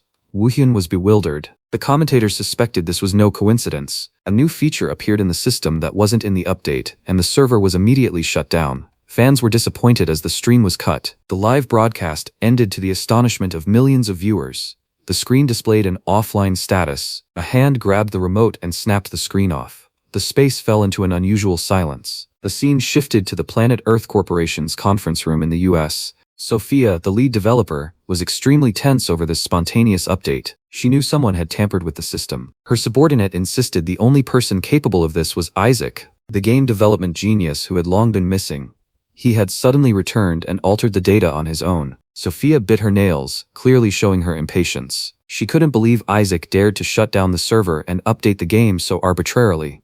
She asked about the status of Deus. Deus was the development assist AI Isaac himself had created, but it had gone offline when he disappeared. All efforts to wake it so far had been in vain. Sophia ordered that Isaac be found at all costs. At the same time, she demanded the name Haxical be placed on the top priority watch list to monitor any movements. She muttered Isaac's name with a hateful glare, determined not to let things play out according to his will. In the dark, anonymous viewer number 62 suddenly donated a huge sum 5 million won to Woohyun with a message: "The next mission will require a reliable teammate."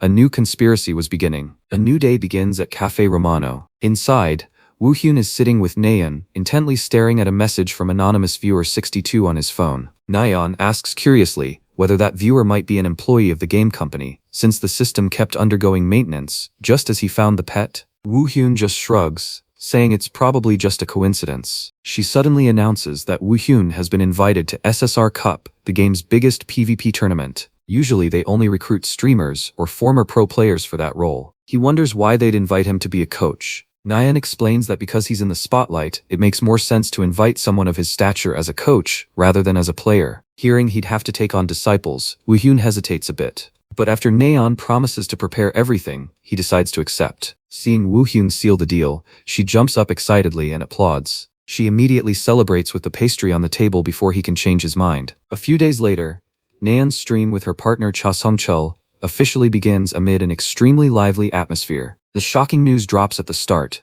Haxical will participate in the SSR Cup as a coach. The chat explodes at the surprise announcement. However, because Woohyun's current rank is still low, today he has to focus on climbing the ranks. Woohyun begins to warm up, stretching and preparing to enter the game. Suddenly a jackpot mission appears. Win a match with 40 kills without using weapons, reward 3 million won. Woohyun glances at it and nods in acceptance. The match starts. Woohyun stands confidently in the lobby. The system notifies that a match for survival mode has been found. He drops into Zone 1, the military base. Around him are bleak piles of rubble. Seeing about 19 players nearby on the map, he knows he'll have to move fast if he wants to reach 40 kills. Woohyun immediately dives down from the high rise. The sweep begins. Woohyun moves like a tornado, his unarmed strikes creating terrifying force amid the ruins. Each opponent falls quickly. Witnessing Woohyun's dizzying speed, both commentators can only gape in astonishment. The list of eliminated players keeps appearing on screen. No one can stop him. After clearing the outskirts, Woohyun checks his kill count, 18. He decides to head straight into the base's central area to find more prey. At this point, only 2 players remain on the map. A mysterious player with a hood over their head is waiting in the ruins. Woohyun launches a high kick to open, but the opponent narrowly dodges the attack. They rush at each other in a dramatic exchange of moves. The speed of this mysterious opponent is no joke. In the stream room, Song-chul notes that this opponent also uses a body augmentation build, like Woohyun's, and already has 15 kills. A truly formidable foe has appeared. At this point, Woohyun has reached 39 kills. Just one more needed to complete the jackpot mission. Punches and kicks collide, producing powerful shockwaves. The two trade sublime martial arts skills amid the ruined wasteland. Pressed back by Woohyun's relentless offense, the opponent staggers backward. Woohyun doesn't miss a beat and immediately closes in to finish him. Song-chul cheers. The match is so spectacular, it's like 2 professional fighters truly dueling. Woohyun privately judges the opponent's movements as competent, but it's time for him to end this. A thunderous punch is launched. The force from Woohyun's fist leaves the opponent no time to react. The mysterious figure collapses, admitting he can't win using a build he's not fully accustomed to. The opponent vanishes, and the champion announcement appears. Woohyun officially completes the 40-kill objective in spectacular fashion. Nayeon and Song-chul erupt in joy. The jackpot mission has been perfectly accomplished. DUS immediately donates the full 3 million won as promised. She's so excited $signs visibly flash in her eyes. Elsewhere, in a cozy living room, twin siblings Jung Aram and Jung Dun are closely following the news. Aram asks her brother if he wants to try applying for Haxical's disciple recruitment. Both of them are well-known streamers within the gaming community. Dawn grumbles because his sister secretly applied earlier without telling him, even though they're twins, at Planet Earth Corporation's headquarters in the United States. Sophia sits in a dim office, intently reading the report on the match and the mysterious name DUS. A few days later, 5 minutes before the stream, Woohyun was examining the level 1 lightning wolf he'd just received. Beyond basic skills like clawing and growling, it looked no different from an ordinary pet. Nayeon reported that too many applicants showed up for the apprentice audition, so she hadn't chosen anyone yet. She told him to focus on PvE and decide later. Nyan urged him to start the stream. Woohyun was about to stow the little wolf away, but it let out a cute cue, making him pause. Just as the signal began to appear, a piercing sound echoed through the area, startling Woohyun. Phones buzzed furiously with urgent alerts from the administration. Not only Seoul, but Incheon and Busan were experiencing large-scale rampage disasters. The crew panicked. The situation was spiraling out of control immediately. Monsters poured through from another world, beginning to sweep through the streets. A mission to eliminate the invading horde popped up before Woohyun. Kim Hana hurried over, calling for him to get moving. The agent's vehicle was ready to depart. At the scene, the goblins had been almost entirely wiped out. It seemed other agent teams had arrived earlier to clear the way. Hana decided they should split up to act faster. She trusted Woohyun to handle his part and vanished into the woods. Woohyun's gaze turned sharp. He had identified his first target. A girl was fleeing in desperation with goblins bearing spears right on her heels. A chain whistled through the air, embedding itself in the monster's head. Woohyun swung the chain masterfully, wiping out the surrounding goblins in an instant. The chain's fluid movements seemed almost sentient, astonishing the stream viewers. He briefly introduced himself as an agent and pointed the girl toward an escape route. Just as he was about to take a breather, a giant red goblin suddenly lunged down from above. Woohyun nimbly used the chain to stop its swipe. Indeed, the leader had revealed himself. During the fight, Woohyun noticed a mysterious figure watching from afar. He focused on defending against the red goblin's strikes, making viewers wonder why he wasn't counterattacking. Even the crew grew anxious seeing him stare off instead of paying attention to the opponent. Woohyun maintained his defense and taunted whoever was hiding in the shadows. With a decisive slash, the red goblin collapsed, to everyone's amazement. His eyes drilled into the thicket as he ordered the hidden figure to reveal themselves. A dimension invader with purple skin and blazing red horns stepped out of the darkness. The crew was stunned because this was a high-level monster that normally only appears in endgame stages. Unexpectedly, Woohyun dropped his weapon, intending to face this creature unarmed. He clenched his fists and charged straight into close combat. The impact of their punches generated immense force that shook the entire forest. Strangely, the invaders' movements mirrored Woohyun's exactly. Everyone noticed the eerie similarity in their fighting styles. Woohyun recalled the past, when they had created machines that imitated him perfectly to kill him. The monster tried to strike, but Woohyun had already seen through every trick. He grabbed its head and slammed it into the ground, thinking this copy was still too clumsy. A powerful smash shattered the earth, finishing the invader in an instant. Seeing his fist stained with blood, he began to suspect someone was pulling the strings behind this simulation technology. This one wasn't copying his PvE moves, but replicating his PvP skills. A twisted smile flickered through the code, a sign of the mastermind behind it all. Anonymous Viewer 62. When the battle ended, Hana arrived and immediately asked him if everything was finished. She was shocked when she saw the corpse of a captain-class entity with her own eyes. Hana quickly used the radio to call the cleanup team to process the scene and check the surrounding area. Woohyun and his senior left once the situation stabilized. At that moment, the system notified him that he had completed the mission, officially leveled up, and received additional potential points. Afterwards, Woohyun arrived at the Management Bureau headquarters. He was summoned to report directly to Captain Kim Chul about the strange entity they had just eliminated. Kim Chul examined the monster's corpse through the screen. He assessed that this was an entirely new species, distinctly different from previous invaders. Woohyun revealed a shocking detail.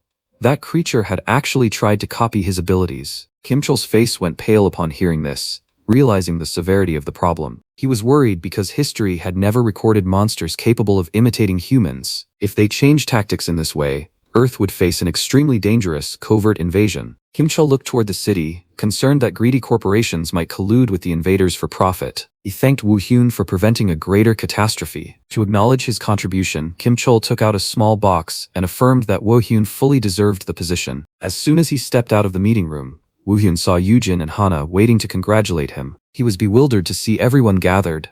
Eugene excitedly explained that she had come to celebrate him officially receiving the agent badge. By tradition, a senior directly pins the badge on a rookie promoted from trainee. Eugene smiled as she performed the ritual, formally recognizing Woohyun's new status. Woohyun thanked everyone.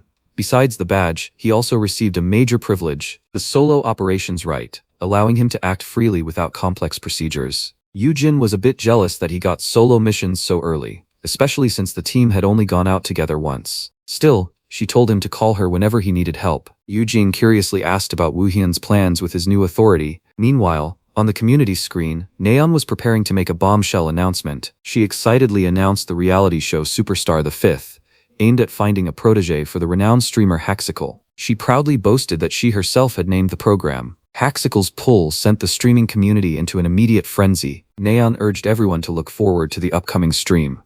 The number of sign-ups shot up to a massive figure in a short time. A few days later, the audition officially opened on a spectacular outdoor stage. Jung, Aram, and Dawn were also present to participate in the program. A strong lineup of candidates appeared, from YouTuber LNDB with 100k subs to the promising rookie Shuria. The event attracted all kinds of streamers. Among them was Blue Whale, a big guy who had been trash-talking Haxical on his personal livestream. He claimed that Haxical was all show and cheap clickbait. Nayeon looked at the list and smiled inwardly.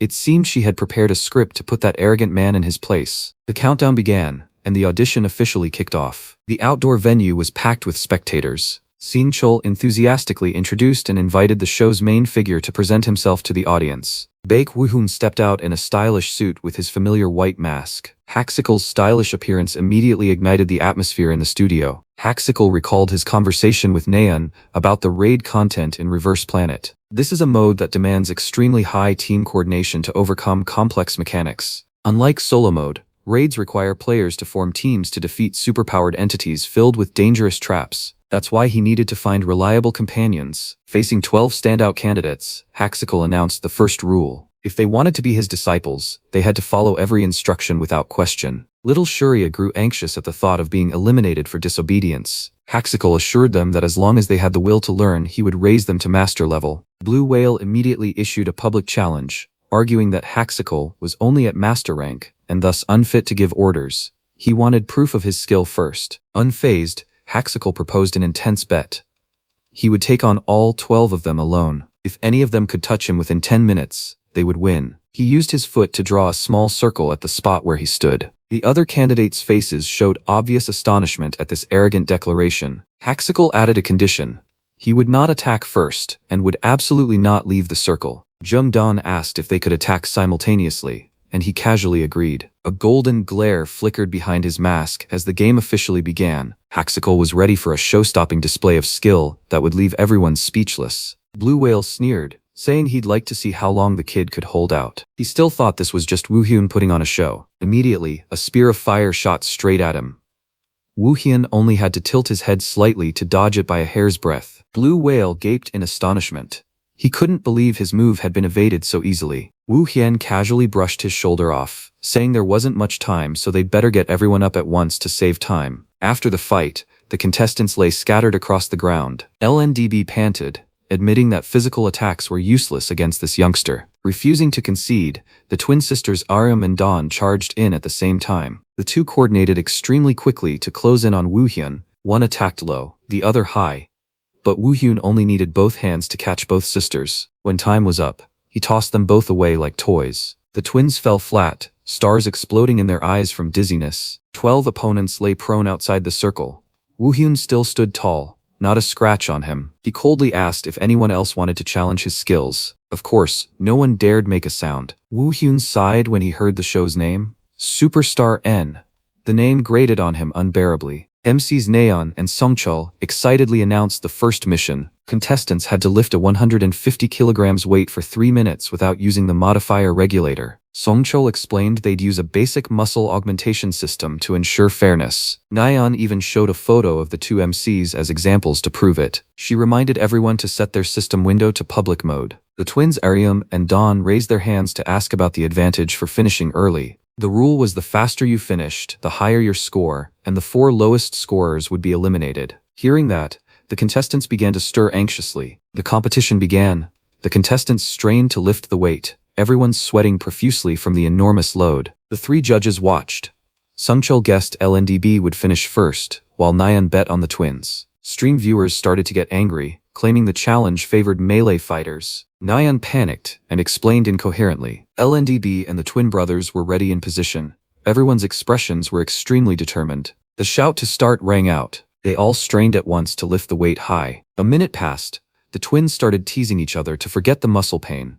Both were holding on strong. LNDB was unlucky and dropped the weight at 250 due to losing focus. Meanwhile, The twins successfully passed the 3-minute mark. Aryam and Dawn high-fived to celebrate. They were the first to complete the challenge. LNDB immediately requested a retry, and finally succeeded on his second attempt. He breathed a sigh of relief at not being eliminated early. Another contestant passed. Neon continued to invite the next person onto the stage. Blue Whale confidently raised his hand to step up. He beamed, acting like he'd figured out the trick. He walked onto the stage with his system window showing 0% modifier.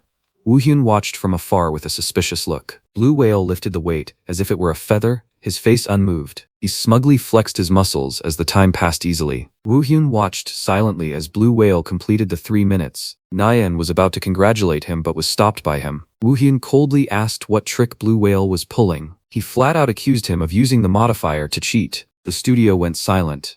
Blue Whale awkwardly denied it. And Nyan couldn't understand how Woohyun dared make such a claim. Woohyun pointed out that everything from his gait to the way he held the weight had system adjustments. He noticed this because his body didn't move naturally with the actual weight. Blue Whale kept protesting, insisting his system window clearly showed 0%. Woohyun declared that if he was wrong, he'd retire from streaming immediately. Not stopping there, Woohyun also bet his entire earnings.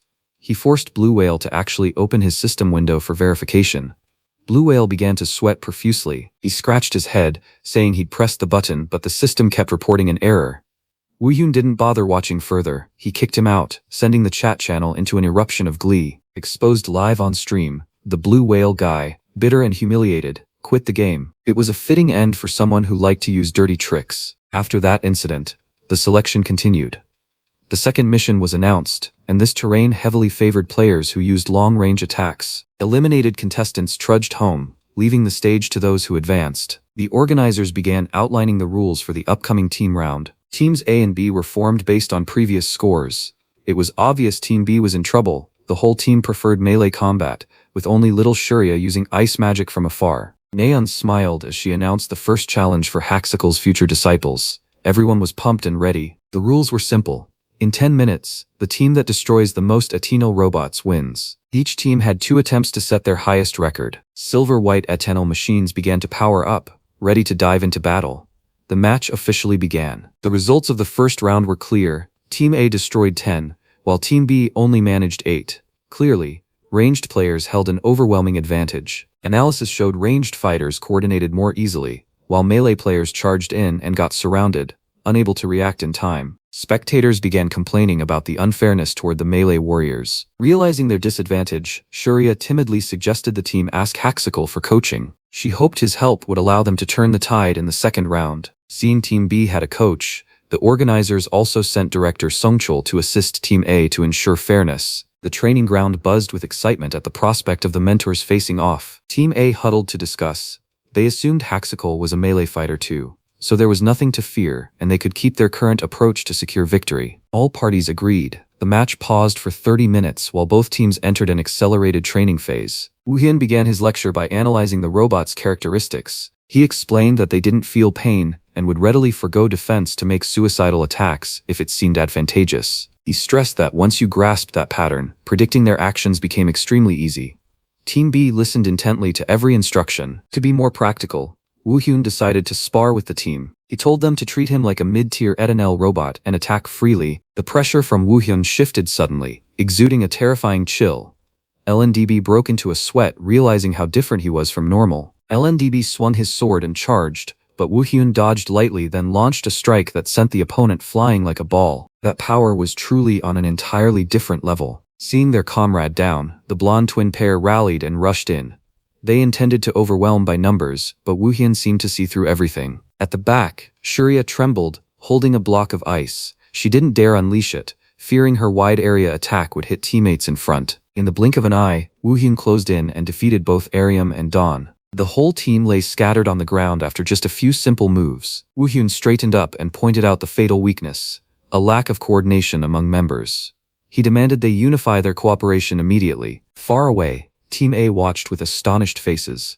They hadn't expected a coaching session to unfold so ruthlessly. You really shouldn't watch secretly, Sungchul reminded his team to focus on the scoreboard and their own tactics so they wouldn't be distracted. 15 minutes later, Team B returned to the arena with a completely different energy. Shurya and the others showed fierce determination in their eyes. The second challenge began immediately. The robots that appeared were immediately surrounded by Team B, no longer the awkwardness from before. Ariam delivered powerful punches to the robots' heads. Now the members knew how to time their actions so as not to interfere with each other's attacks. They kept following up with strikes to finish targets quickly. Vigilance was pushed to the max to be ready for any counterattacks from the machines. LNDB swung his sword and cleaved an Etanel in two. He realized that by trusting his teammates' positions, he could go all out without worry. Shuria stood to the side, holding the block of ice, trembling with fear. She recalled Woohyun's reminder that she was the team's core. He told her not to hesitate, to strike decisively if they wanted a chance to win. Seeing the robots closing in on LNDB, Shuria stopped trembling. She concentrated all her mana into the next attack. The ice drill shot forward, piercing the robots without touching a hair on any teammate. LNDB was astonished to see the enemy defenses wiped out in an instant. The commentators couldn't believe their eyes at Team B's rate of monster slaying. They had truly become an entirely different army in just 30 minutes. Time expired, and Team B officially set a new record with 14 robots destroyed. An unbelievable comeback that earned everyone's respect. Songchul had to admit Woohyun's coaching skill was top tier. Team A tried to reassure one another, hoping their second attempt would fare better. Despite their efforts, Team A only managed 12 in the second round. Thus, Team B officially became the winner of this round, by a 2-point margin. Shuria and her teammates leaped for joy. They had surpassed their limits thanks to harsh but invaluable lessons. Seeing Shuria's rapid progress, Daewoo-men couldn't hide his curiosity. He set aside his ego and approached Woohyun to ask for a few tips on optimizing his fire system skills. Woohyun nodded in agreement. He explained in detail how to leverage the pyromancer's damage stacking ability for maximum combat effectiveness. The training ended on a friendly note. The MC quickly brought everyone back to reality by announcing the finals would be a brutal 2v2 survival battle. This final round was a true survival fight. The rules were strict. The team that remained until the final minute would be the sole winner. Matchups were set. LNDB and Shuria would face the twin pair Jungdan and Jung Ariam. Everyone's eyes burned with determination, ready for a bloody showdown to secure the ticket to advance. Cut to the scene by the gym. Soyeol was utterly exhausted. As soon as she had a moment, she checked the results of the apprentice contest on the forum. As expected, the Jung twins had won. Yoojin scrolled her phone, thinking that she didn't expect Woohyun to actually become a trainer, and hoped the two would soon do another joint stream. On the live stream, streamers Sungchul and Nayeon enthusiastically greeted viewers and discussed Haxikal's next choice. Woohyun made the bold decision to go clean the inverse planet alone to speed up the progress. Both senior sisters agreed that his abilities were beyond question. As he was about to leave, Eugene suddenly messaged him to urgently check his messages. It seemed she had noticed something wrong. Meanwhile, the stream channel was analyzing the possibility that Enterprise might target Woohyun again. Everything sounded like a setup. Woohyun checked the list of suitable solo mission locations Eugene had just sent. He remained as calm as if nothing was wrong. Agent Jun Ji-hoon from the driver support team drove Woohyun to the meeting point. He seemed quite cheerful seeing Woohyun off for the solo mission. Woohyun arrived at Sangam Park at night, where darkness enveloped the gloomy groves. There was no sign of any security staff as Eugene had described. He stood silently before a mysterious space gate deep in the forest. Immediately, Woohyun realized he had walked into an ambush. 6 figures appeared at once, one with a fire bow, another with an electric sword, surrounding him from all sides. With lightning reflexes, Woohyun dodged a wind-slicing rocket arrow aimed straight at him. His eyes began to glow. He counterattacked immediately, swinging his great blade to cleave at the attackers closing in. A lightning-fast battle erupted in the night. Woohyun tightened his grip on his weapon, staring down the strangers arrayed around him. He bluntly asked whether they were from Enterprise. The leader stepped forward with a sinister smile. He didn't use his name, calling him Test Subject Number 48 and praising his keen senses. He ordered Woohyun to obediently return to the lab so they could continue to cultivate his power through experiments. Hearing that, Woohyun sneered and told him to cut the nonsense.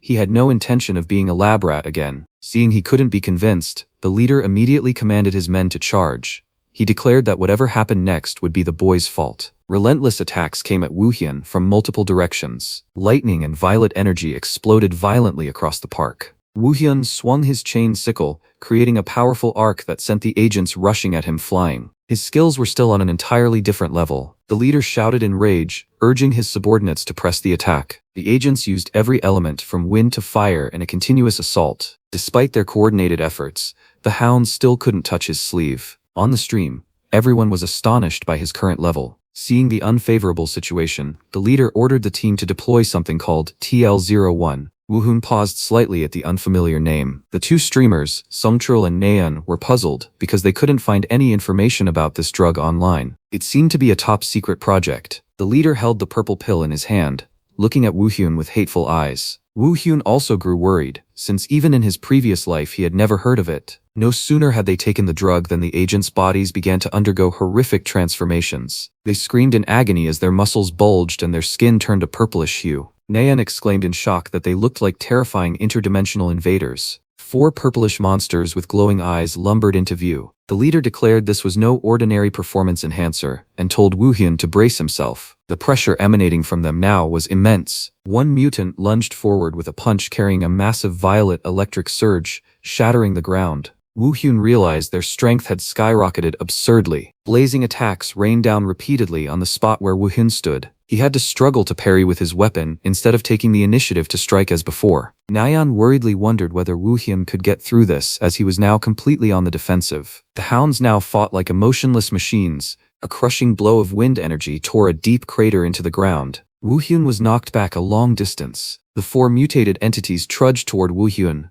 Songchul observed that it seemed they were being controlled by some terrifying force behind them. He realized they hadn't just grown stronger physically, they'd completely lost their humanity. No different from those invading monsters. One of them suddenly spat a fierce jet of flame. Woohyun showed no hesitation. He surged through the fire at terrifying speed to close in on the target. The enemy summoned solid protective rocks, but a single powerful slash from Woohyun shattered everything to pieces. They coordinated an onslaught of energy cannons and thunder to corner him in a dead end. Woohyun unleashed his ultimate. A web of white light swept through, ripping every enemy apart in an instant. When the battle ended, Woohyun grabbed the purple-skinned leader by the collar as the man gasped for breath to interrogate him about the strange drug. But before he could say anything, the man's eyes began to bleed and he died immediately from horrific side effects. He searched through the remaining belongings but found no valuable clues, only a few miscellaneous items. Senior Eugene and Hana came rushing up, but all they saw was a heap of scattered corpses. On the livestream channel, 2 streamers were excitedly commenting on the new dramatic twists that had just unfolded. Eugene, full of remorse, revealed that Jihoon was actually a spy who had deliberately misled them to isolate him. Leaving the scene, Woohyun walked silently through the night city, preparing for a bolder plan. He pondered the identity of anonymous viewer 62,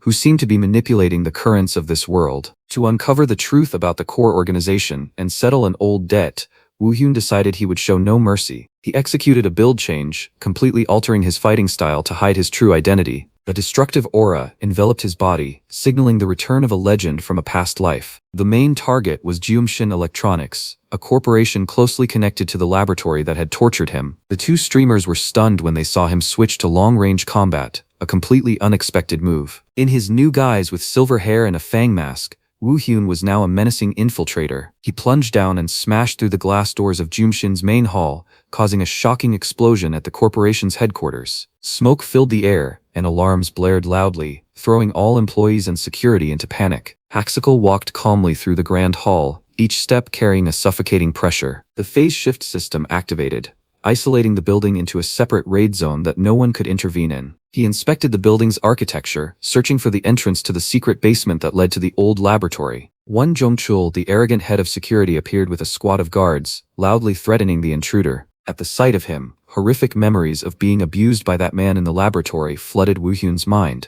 Without wasting words, Woohyun used teleportation to rip the ceiling apart right above the guards. The rubble crushed the henchmen, leaving Jongchul gaping in astonishment at such overwhelming power. In his previous life, Woohyun's name, the Destroyer, had been a terror that hung over everyone. Jongchul trembled as he ordered the survivors to launch a desperate attack, but it was already too late for them to turn back. Woohyun unleashed the skill Shadow Spear, dark energies converging as they prepared to detonate. A massive energy explosion swept through the corridor, obliterating Jeumshin's entire line of defense into nothingness. One Jongchul collapsed to his knees amid the rubble, trembling as he faced the coldly approaching Woohyun. Woohyun stood among the wreckage and coldly asked why the thug didn't dare come closer. The man screamed and lunged forward, willing to risk his life. But Woohyun barely moved his hand and a barrage of sharp stone spikes shot up from the ground. Haxical in the game exuded an immense presence, manipulating psychic power that left viewers breathless at how unreal it was. The thug was pinned down, blood gushing everywhere. He trembled and begged for his life in despair. Woohyun felt no mercy. To him the man was nothing more than trash. Dark arms began to emerge from his back. A black hole appeared before them, swallowing the enemy's screams into oblivion. The violent scene stunned Nayeon in the studio. She covered her mouth in horror. Sung-chul had to cut the feed briefly to adjust, fearing the stream would be shut down for excessive gore. Woo-hyun pressed deeper into the secret facility,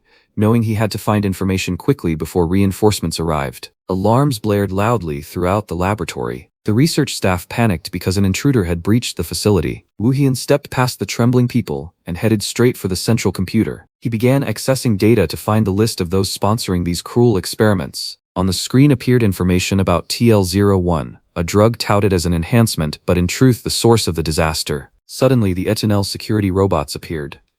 The smirking staff member ordered them to capture him alive. Woo-hyun refused to use brute force. He reached out and focused on their most flexible joints. With precise control, he caused all 3 robots to freeze and then self-destruct immediately, to the opponent's astonishment. The staff member was so frightened he began to cry, stammering for mercy as everything was disabled in seconds. Woo-hyun stood coldly, amid the rubble. Blood splatters on the walls forming a gruesome painting. Notifications of mission completion and level-ups appeared in rapid succession. Haxical had just dealt a major shock to the corporation, but what surprised him most was the alert about the fully adaptive storyline system. He realized his actions were directly altering the game's world as he wished. At the headquarters in the US, top executives were pulling their hair over this unusual system update. Employees reported traces of Deus intervening in the source code, something no one had expected. Sophia sensed that something was wrong about the identity of the mastermind behind it all. Memories of Deus's development rushed back, reminding her of the original goal when creating Reverse Planet.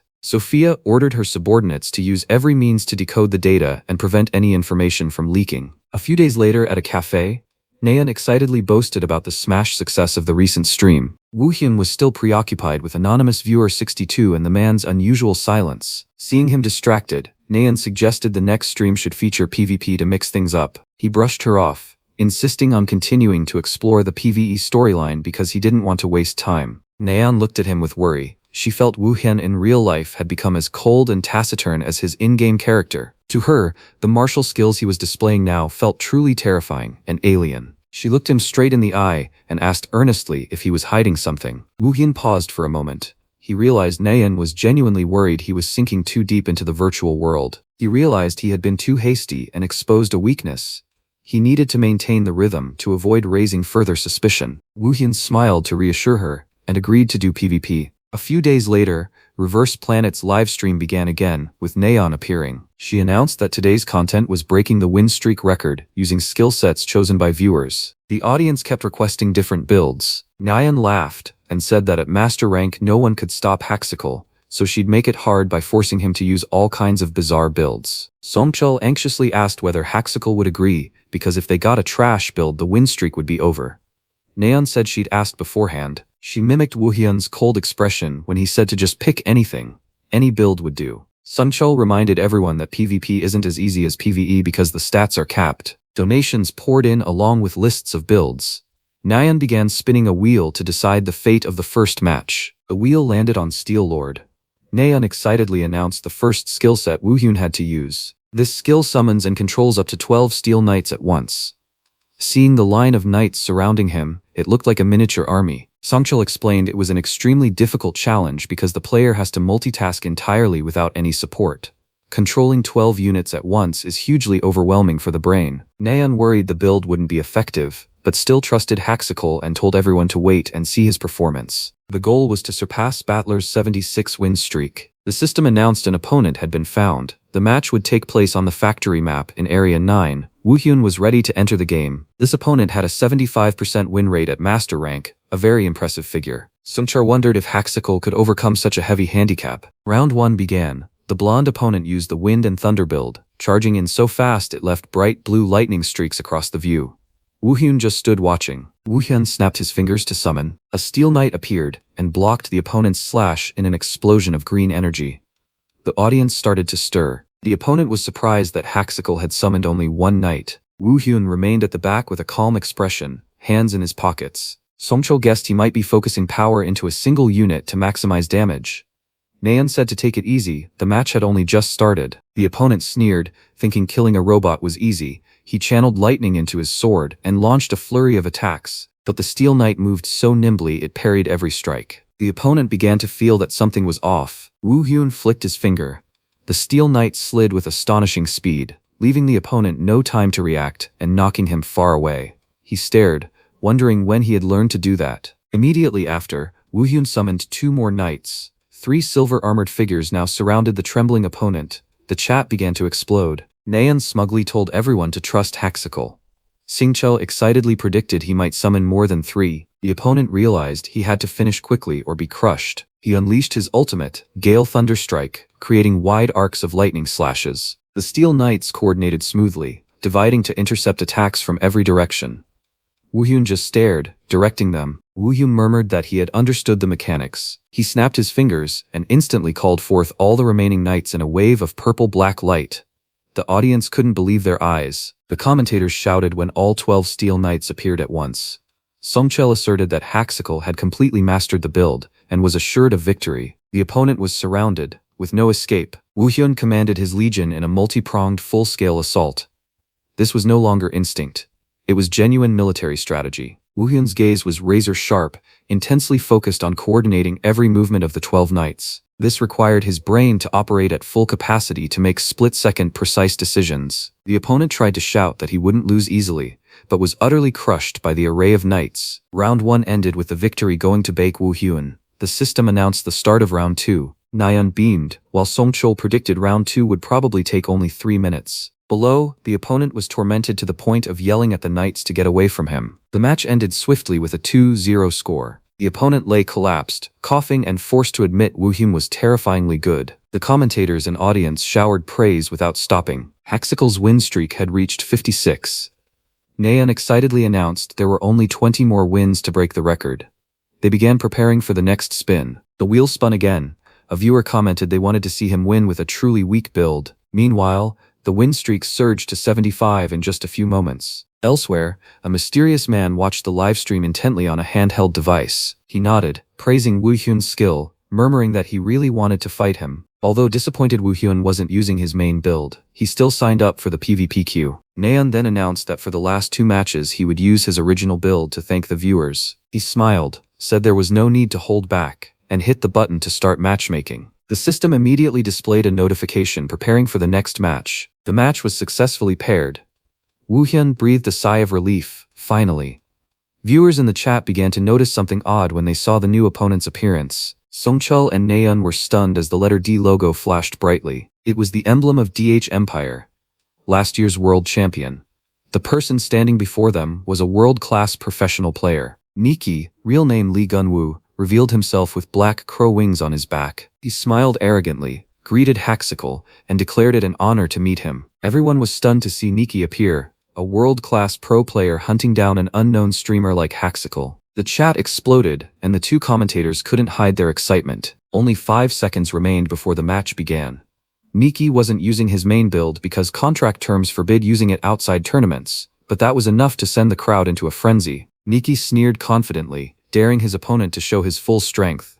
The first round officially began immediately after. Woo Hyun said nothing and charged like a whirlwind.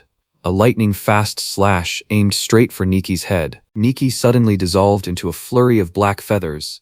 It turned out to be an illusion. The real Nikki had quickly hidden, waiting for the right moment. Having narrowly dodged the death blow, Nikki immediately counterattacked. But Woo Hyun had anticipated that. His hands began to emit a pressuring purple energy. Nikki dove down from the air at extreme speed. This sharp strike made everyone hold their breath, worried for Woo Hyun. But Woo Hyun merely slipped aside, narrowly evading the blow with ease. Even Nikki had to admit his opponent was too fast. Commentator Songchul was ecstatic because every strike felt decisive. One small mistake, and the match would end instantly. Nikki was waiting for his clone skill to recover, but Woo Hyun had no intention of letting his opponent catch his breath. He prepared his next attack. Taking advantage of Nikki's cooldown, Woo Hyun swung his greatsword, pressing his opponent into a corner. He aimed at a single point to break through the defense. Nikki hurriedly summoned iron wings to block the slash.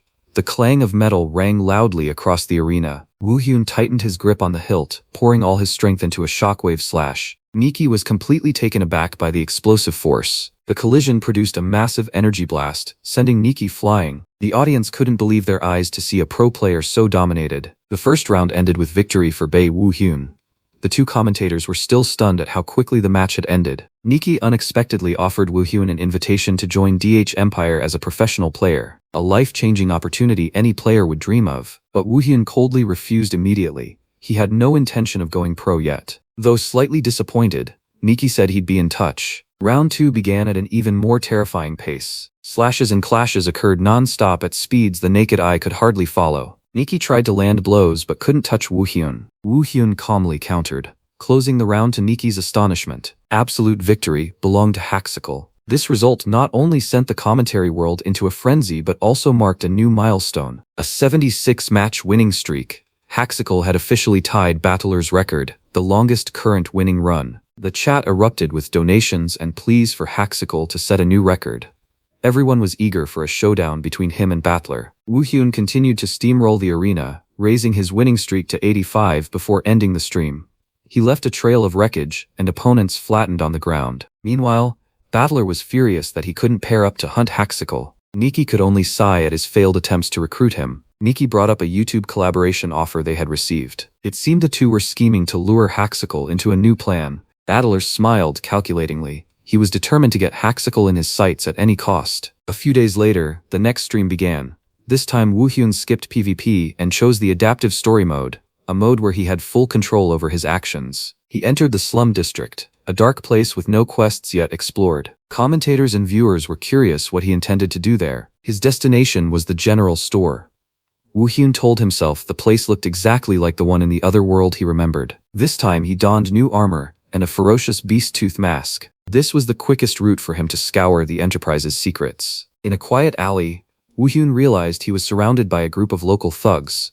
Instead of fearing them, he regarded them as potential sources of information. Without drawing his sword, Woohyun used his psychic power to lift the thugs into the air. He broke one man's arm with a glance, terrifying the others. He issued a cold threat. He'd snap the neck of anyone who dared look at him with that hostile glare. The thugs were left trembling and begging. Approaching the shop, a strange voice from inside told him to wait a moment. Impatient, Woohyun smashed the door down and burst in. The door opened onto a basement filled with monster specimens and bizarre artifacts. A space thick with mystery and danger. The general store owner, a button-eyed teddy bear, suddenly identified Woohyun as the one who attacked Jumshin Electronics. Woohyun bluntly declared he needed something to destroy the laboratory. The shopkeeper grinned slyly, calling Woohyun the Avenger. He promised there would be a perfect item tailored for his ambitious plan. A top-secret envelope was produced. Woohyun received a mission to raid an Enterprise secret laboratory and retrieve research data. The system announced that the mission had begun. The two MCs in the studio couldn't hide their surprise at seeing a real mission appear. The audience started buzzing about the emergence of a third power, breaking Bureau and League's monopoly in the game. MC Naeun eagerly urged everyone to watch where Haxical would take this story. Woohyun began to move. He crossed the dense forest at night to approach the target. From above, he surveyed the entire laboratory base, which was being heavily guarded. Without sneaking, Woohyun landed directly in the courtyard. The guards, before they could understand what was happening, were flung into the air by an extremely strong invisible force. Woohyun walked on calmly. Back in the studio, the MCs were talking about how many pro teams wanted to recruit him, but immediately, a large squad of guards and combat robots blocked his path in the corridor. Commander Won Jung-chul ordered his team to use the TL-02 drug immediately. The soldiers drained the bottle of deep purple liquid. MC Sung-chul recognized it as an upgraded version of the doping drug that had appeared before. The drug took effect, and their bodies began to mutate, their eyes glowing red as they turned into aggressive invader entities. Facing the mass of monsters, Woohyun coldly said that the tighter the space, the easier it would be for him to bury them all. His psychic power once again made the two commentators exclaim in amazement at the smoothness of every move. Suddenly, a secret mission from anonymous viewer 62 popped up, asking him to investigate this TL drug thoroughly. Woohyun began to suspect someone else was meddling in this world. While the soldier at his feet groaned in agony, he looked at the black puddle of blood on the floor, his eyes full of contemplation about what was happening. Woohyun kicked open a door and entered an inner room. A horrific scene appeared.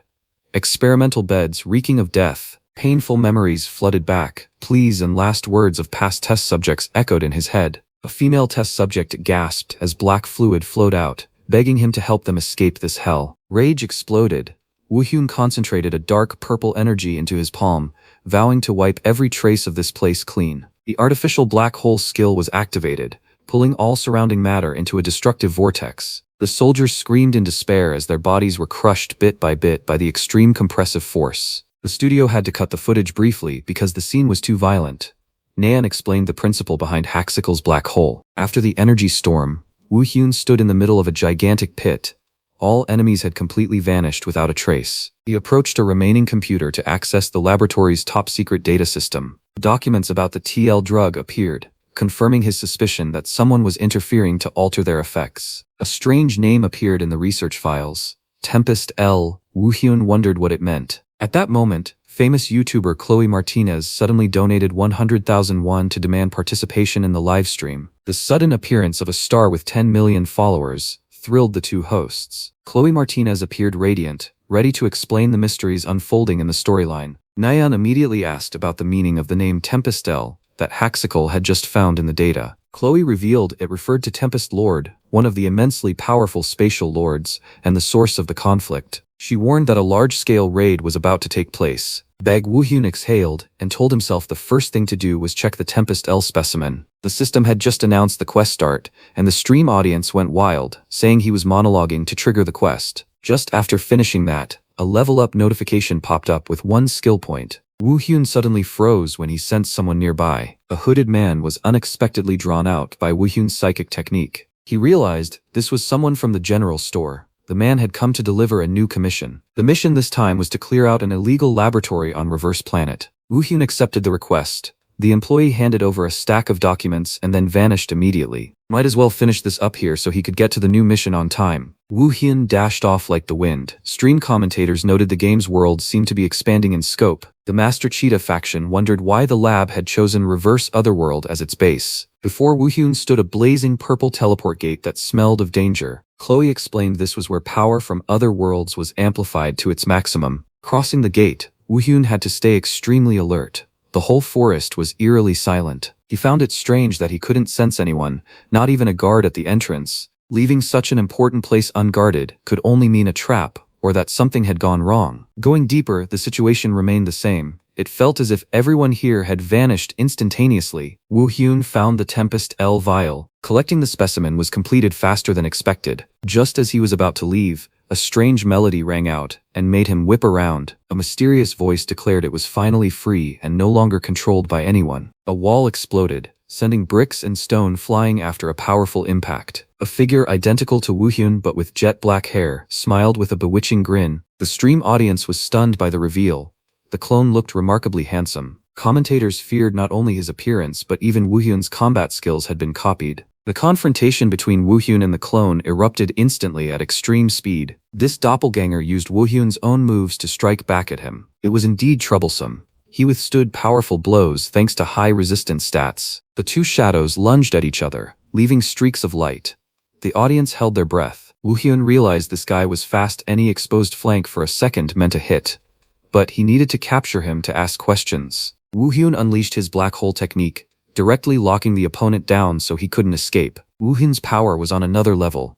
The clone began to show its limitations. He stepped closer when he saw the other had surrendered and slumped to the ground. The stranger agreed to answer a few questions since he also needed some time. He called himself Abrasax, an outer god, who had been given the role by the creator himself. His sole goal was freedom to live and die as himself. Abrasax sneered, saying he could feel the disgusting gaze of someone watching everything from behind. The conversation ended as the entire area began to collapse violently. Abrasax smiled, and then dissolved into digital pixels. Woo-hyun only had time to flip away to avoid the falling debris. But the trouble didn't stop there.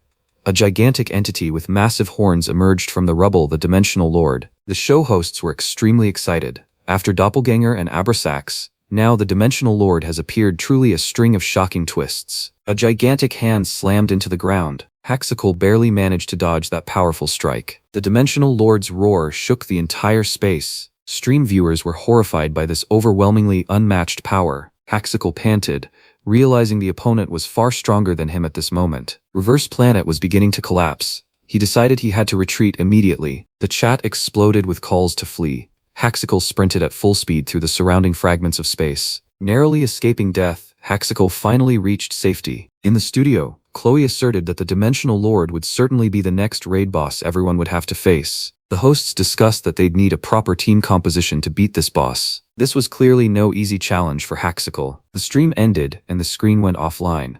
The audience was still reeling from what they'd witnessed. Woohyun removed his headset and sighed in relief that the stream was over. But he suddenly sensed something amiss, as if anonymous viewer 62 was still nearby. The surrounding space suddenly distorted, blurring like corrupted lines of code. Woohyun turned around and saw a strange figure waiting there. A young man had suddenly appeared, smiling and greeting. He called Woohyun by his real name, as if they'd known each other for a long time. Introducing himself as Isaac Goodman, he revealed he was anonymous viewer 62, Woohyun's longtime VIP guest. Woohyun bluntly asked if this was the one who had sent him to that other world.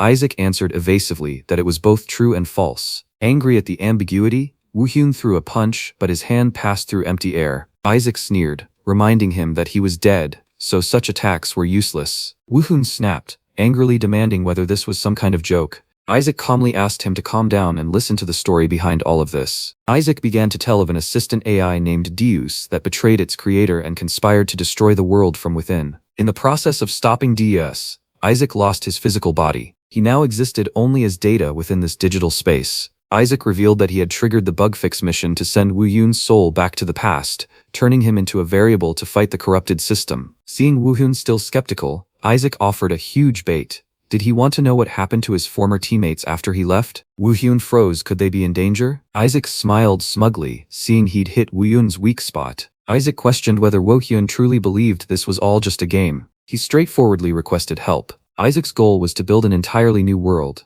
Instead of letting DS destroy everything in the name of freedom, he wanted to stop this catastrophe. Woohyun thought this guy was truly insane, but also realized he needed the guy to learn the secrets he had been searching for. He began to consider the offer. Isaac promised to reveal everything if Woohyun continued live streaming and stopped Deus's advance. It was a straightforward deal. Although extremely annoyed by Isaac's arrogance, Woohyun knew he had no other choice if he wanted to save his former teammates. A handshake established the alliance. The agreement was officially sealed right there in that strange digital space. A few days later, the scene returned to the real world at a cafe. Woohyun was meeting Jongnaeun. Woohyun's phone buzzed non-stop with messages from former classmates. Everyone had recognized him as the famous streamer Haxical after the face reveal incident. Naeun bowed her head in apology for accidentally exposing his identity on the stream. She worried this would cause many problems for Woohyun's life. Woohyun casually drank his water, saying it was fine. He even considered streaming with his real face from now on. Naeun froze at the idea. Seeing Woohyun lost in thought about the in-game boss, Naeun realized he was once again too absorbed in the world of Reverse Planet. She tried to ask him about it, but he answered curtly. A strange girl approached to ask for Woohyun's autograph. His fame after the reveal was starting to spread quickly. Woohyun declined to sign, his face maintaining its usual calm expression. Naeun watched him go, feeling a bit uneasy about the change in her friend. The two continued discussing the raid team's progress. Woohyun believed that with his training, the other members would soon reach the level to catch up. Naeun stared intently at Woohyun. She recalled rumors that he had become a completely different person after he started playing the game. A colleague recounted that Woohyun had almost attacked him simply for accidentally touching his shoulder. His defensive reflexes were frighteningly unlike those of a normal person. Naeun looked Woohyun straight in the eye and began to wonder. Could this possibly be more complicated than just a video game? A weathered warrior's silhouette rose, overlaying Woohyun's appearance. Naeun suspected that he had actually lived and fought in that brutal world. She thought to herself, there's no way this is like those webtoons, but he clearly knows that world as if he'd lived in it. A few days later, Hacktor's stream began. They announced that today's show was extremely special because it involved the face reveal of Haxical during the recent battle with the Dimensional Lord. Since his face was already exposed, Woohyun decided to turn off privacy mode completely. The audience exploded. This legendary streamer turned out to be such a handsome man. Naeun declared this a fresh start. The whole group was ready for the Hacktor journey, while the chat channel kept gushing over the protagonist's looks. Woohyun recalled Isaac Goodman's warning. He had warned that the Dimensional Lord raid was about to begin and that Woohyun needed to punish the corporations manipulating that world. While training with his knife, Woohyun calculated his next moves. He needed to further train the twins and recruit more teammates, but first he had to meet team leader Kim Chol. Woohyun cut straight to the chase with Kim Chol. He said he wanted to become a special agent, a post not given to just anyone. That was Black Ops, the unit that carried out the most dangerous covert missions. Netizens began buzzing, wondering how he knew about such a secret organization. Kim Chul suspected Woo Hyun was threatening him. But Woo Hyun explained that a regular agent's role had too many information and authority limits. He needed a different position to confront powerful forces. Seeing Woo Hyun's determined gaze, Kim Chul knew he couldn't stop him. He decided it was better to keep him within control than let him act on his own outside. A badge with the letter B was slid across. Kim Chul warned that greater authority would come with heavier oversight and responsibility. Woo Hyun arrived at the Black Ops Command Center in Seoul. Kim Hana was already waiting. She said she had predicted he'd choose this path like the other test subjects. Woo Hyun asked about how many people were like him. Hana warned him not to let hatred blind him, or she would immediately revoke his mission privileges. Hana tossed a stack of files onto the table. Their mission wasn't to fight monsters, but to deal with corrupted awakened hired by criminal organizations. The target was Join Ji-hoon, the man who betrayed Woo Hyun but had just been reported to have committed suicide. Hana was certain it was just a staged act to cover up the truth. Looking at the crime scene photos, Woo Hyun concluded it was a silencing murder. He believed following this lead would uncover Abrasix's conspiracy. Woo Hyun received the order to act. Meanwhile, on the TV news, the identity of the suspect in the cyber attack was still being actively pursued. In a messy room, the suspect was sipping beer and mocking the police. He had no idea death was standing right behind him. The door burst open, and Woo Hyun stormed in like a whirlwind. The big guy hadn't understood what was happening before he was completely subdued. Woo Hyun pinned him to the floor, declaring the only rule, he asked. The man answered. Hana stood behind, watching coldly. He screamed and begged, then confessed everything he knew. Woo Hyun questioned him about Lee Sojin and So Do-hyung.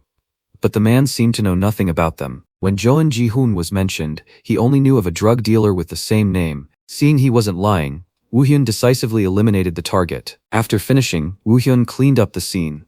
Hana was surprised he hadn't killed him, even though his demeanor made everyone expect he would. Woo Hyun realized it had only been Hana's test. She admitted she wanted to see if he could control his killing intent, and he passed impressively. Hana led him to the real target, Lee Hyun-jun's house. He was the last person Join Ji-hoon had called before he died. At the door, Woo Hyun froze. His keen sense of smell told him a strong metallic scent of blood was coming from inside. Both put on masks and entered cautiously. They didn't know who was inside, so they moved with extreme silence. A horrific scene unfolded.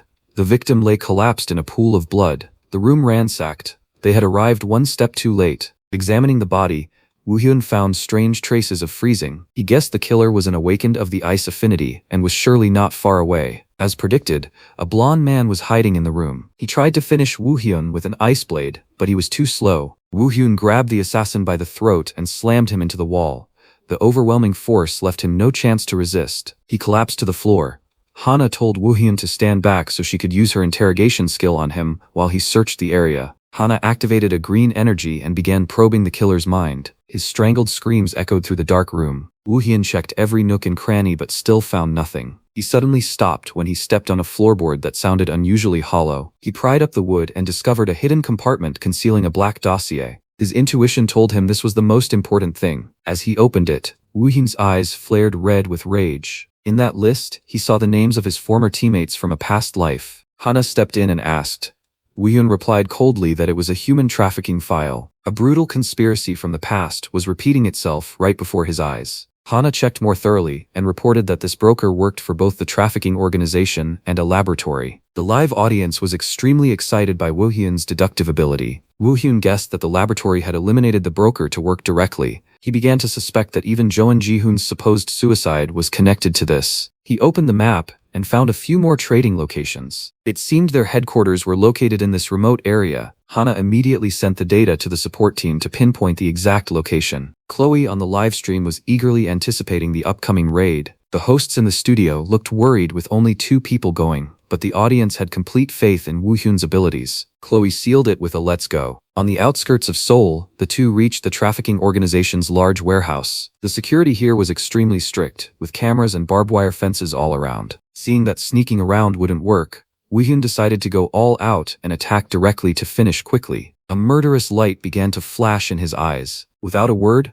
Woo Hyun leapt over the towering iron gate and dashed inside. He landed among the guards and began a massacre. Strange dark shadows enveloped Woo Hyun's body as he struck. Each guard was taken down with a single blow. Woo Hyun's speed and strength astonished even Hana, who followed behind. Woo Hyun punched the last guard, sending him crashing into the wall. Stream viewers began to feel afraid because today he seemed far more brutal than usual. After clearing the thugs outside, the two entered the holding area to rescue the victims. Woo-hyun let out a breath and told Hana to check around. The scene inside was truly disgusting, with wretched people confined in cages like animals. Woo-hyun told Hana to look after the female victims while he would handle the south side. He stepped up to a large cage full of men. They all trembled, their eyes showing clear despair. When Woo-hyun snapped the lock, the people inside panicked and begged him not to kill them. An older man shouted for everyone not to be fooled, thinking Woo-hyun was one of the traffickers. Woo-hyun entered with a solemn face, urging everyone to come out because he was there to save them. The old man lunged forward and punched Woo-hyun in the face out of sheer rage. Woo-hyun didn't dodge, he simply stood still and took the hit. The man burst into tears, asking if they could truly get out of there. Woo-hyun nodded affirmatively and apologized for arriving late. They began filing out one by one under Hana's direction. They kept thanking Woo-hyun as they passed by him. Suddenly, Woo-hyun froze when he saw a young man with blonde hair. Memories of his former teammate Choi Soo-hyuk being controlled by the enemy unexpectedly flooded his mind. Woo-hyun lost control and lunged forward, grabbing the young man's hand and calling Soo-hyuk's name. The young man panicked terribly, which snapped Woo-hyun back to his senses and made him release his grip. He apologized for the mistake. The studio audience also wondered what was happening to their idol. Woo-hyun recalled Isaac's words about the fate of their teammates after he disappeared. He had searched their names in this game many times but never found any results. Images of his old friends surfaced in Woo-hyun's mind. Hana called him, reporting that all the victims were out safely and suggesting they go upstairs. While walking,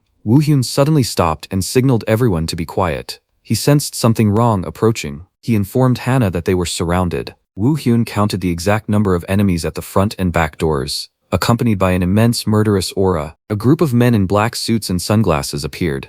Hana recognized the aura as familiar, but couldn't place where she'd seen it. Woo-hyun turned back to reassure the victims, promising to protect them to the end. Outside, the suited men began to move. He told everyone to go back inside and hide temporarily. Immediately the agents rushed in to attack at extreme speed, coordinating very professionally. The battle erupted. One agent stepped back and ordered his comrades to use that after realizing their opponent wasn't ordinary. The leader pulled out mysterious pills and swallowed them. Instantly, his body transformed, veins bulging in a terrifying display. They switched to Plan B, unleashing the spreading thunder move which produced an electrostatic blast and filled the area with smoke. The studio audience was also stunned by the attack. The dust and smoke obscured Woo-hyun's vision for a moment. Suddenly a scream rang out. A girl among the victims had been taken hostage by them. Woo-hyun rushed forward, pounding the agent mercilessly, and rescued the girl. Another agent attacked Hana, but she managed to fight back in time. He crazily declared that if he died he would take these people with him. Woo-hyun's eyes suddenly turned flaming red with rage. From their coordination and aura, he recognized them. Agents of the Other World Management Bureau. A DMB agent snarled and lunged with electrified hands. He cursed Woo-hyun as a bastard. Woo-hyun didn't bother to hold back. He answered with a spinning hook kick to the jaw that sent the guy flying. Stream viewers went wild at his speed. Kim Hana was no less impressive. She thrust and weaved through the agents, ignoring their relentless attacks. A powerful punch from Hana slammed an enemy into the wall. The chat erupted, calling her the nation's Nuna. Hana delivered a finishing kick, taking out the remaining henchmen. She muttered contemptuously about these traitors. The fight ended quickly. Commentators on the stream began to wonder about the term traitors that Woo-hyun and Hana had just used. Woo-hyun stepped forward to check on the victims. He confirmed he was fine, his face cold and unchanging. Hana and Woo-hyun spoke privately. She couldn't believe these people belonged to another World Management Bureau. Looking at the mutated corpses, Hana realized they'd used drug TL-01, transforming them into grotesque invader-like creatures. She sighed, noting there were too many moles inside the bureau, and vowed to investigate thoroughly. In the streaming room, commentators suggested Woo-hyun's fast progress in the game had spooked the traitors. Suddenly, a new notification appeared on Naeon's control panel. Anonymous viewer 62 donated 1 million won with a message about a gift waiting in the land without sun. Woo-hyun told Hana he had personal business to handle. She was fine with it and said they'd contact each other later. He went alone down a dark alley strewn with flyers. Viewers guessed he was heading to the general store. Stopping before a crimson door under neon lights, Woo-hyun heard a greeting for customers. Avenger, the general store owner, a purple button-eyed teddy bear, appeared and asked if he'd found anything at the research facility. The bear offered 2 billion won plus top-tier equipment in exchange for the information. Woo-hyun remained guarded, Not stopping there, it revealed a group of people very eager to meet him. They were former test subjects who had risen up against the corporate alliance. Woo-hyun listened in silence. The shopkeeper asked about the situation on Reverse Planet. Woo-hyun recounted that when he arrived, all the researchers had already been killed. He revealed the appearance of a dimensional lord identical to him who had destroyed the entire facility. The purple teddy bear was astonished. Woo-hyun insisted they were using otherworldly power to mutate humans. Woo-hyun produced a vial of glowing purple liquid, the Tempest L sample. He warned the bureau was unsafe due to traitors, then offered to hand over the sample. A killing aura flared from Woo-hyun. He threatened to wipe them all out if they misused the information. The orange teddy bear promised to keep its word. It wondered why that group was so desperate to meet Woo-hyun. The deal complete, Woo-hyun received a specialized smartphone and a reward card. He checked the phone. The shopkeeper said they'd soon send him the meeting coordinates. Just outside, Woo-hyun got a message with directions to an area in Gyeonggi-do. He set off immediately. Under the full moon, Woo-hyun arrived at a gloomy, abandoned factory. He felt someone stalking him from behind. A throwing knife whistled in from the left.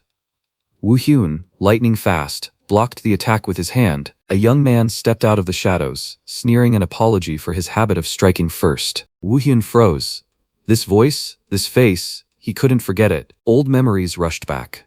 This was the comrade who had shared life and death moments with Woo-hyun in the past. Kim Young-jun, the man who should have been dead, was standing right in front of him. Woo-hyun uttered the other's name in shock. Young-jun was surprised that this guy knew his name, then invited Woo-hyun to join their organization, saying they were the same kind. Woo-hyun trembled, realizing the link between the two timelines ran deeper than he had thought. Meanwhile, a player frantically searched for information on Kim Young-jun but found nothing in the Reverse Planet system. Woo-hyun's mind began to collapse. Apparitions of fallen teammates appeared, berating him as a coward for abandoning them. Red-eyed ghosts circled, screaming that he wasn't allowed to leave them and live alone. Woo-hyun crumpled, endlessly apologizing in despair. Kim Young-jun stood there, completely baffled by this strange reaction. Kim Young-jun slapped a hand on Woo-hyun's shoulder, shaking him hard and shouting to pull him out of the nightmare. Woo-hyun jolted awake, babbling nonsense in utter terror. The ghosts of the past felt like demonic arms trying to drag Woo-hyun into the abyss. He lost himself within his own mind, wondering where he truly belonged amid this chaos. Woo-hyun blinked awake from the nightmare. Kim Young-jun stood there and said if he wanted to meet the captain, he just needed to join the organization. At the mention of the captain, terrible memories flooded back.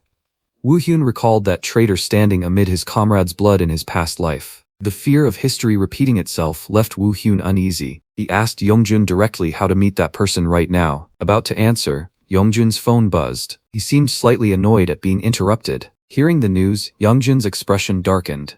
That kid Jang In-soo had the nerve to go on a raid alone, reckless. The system issued a rescue member mission alert.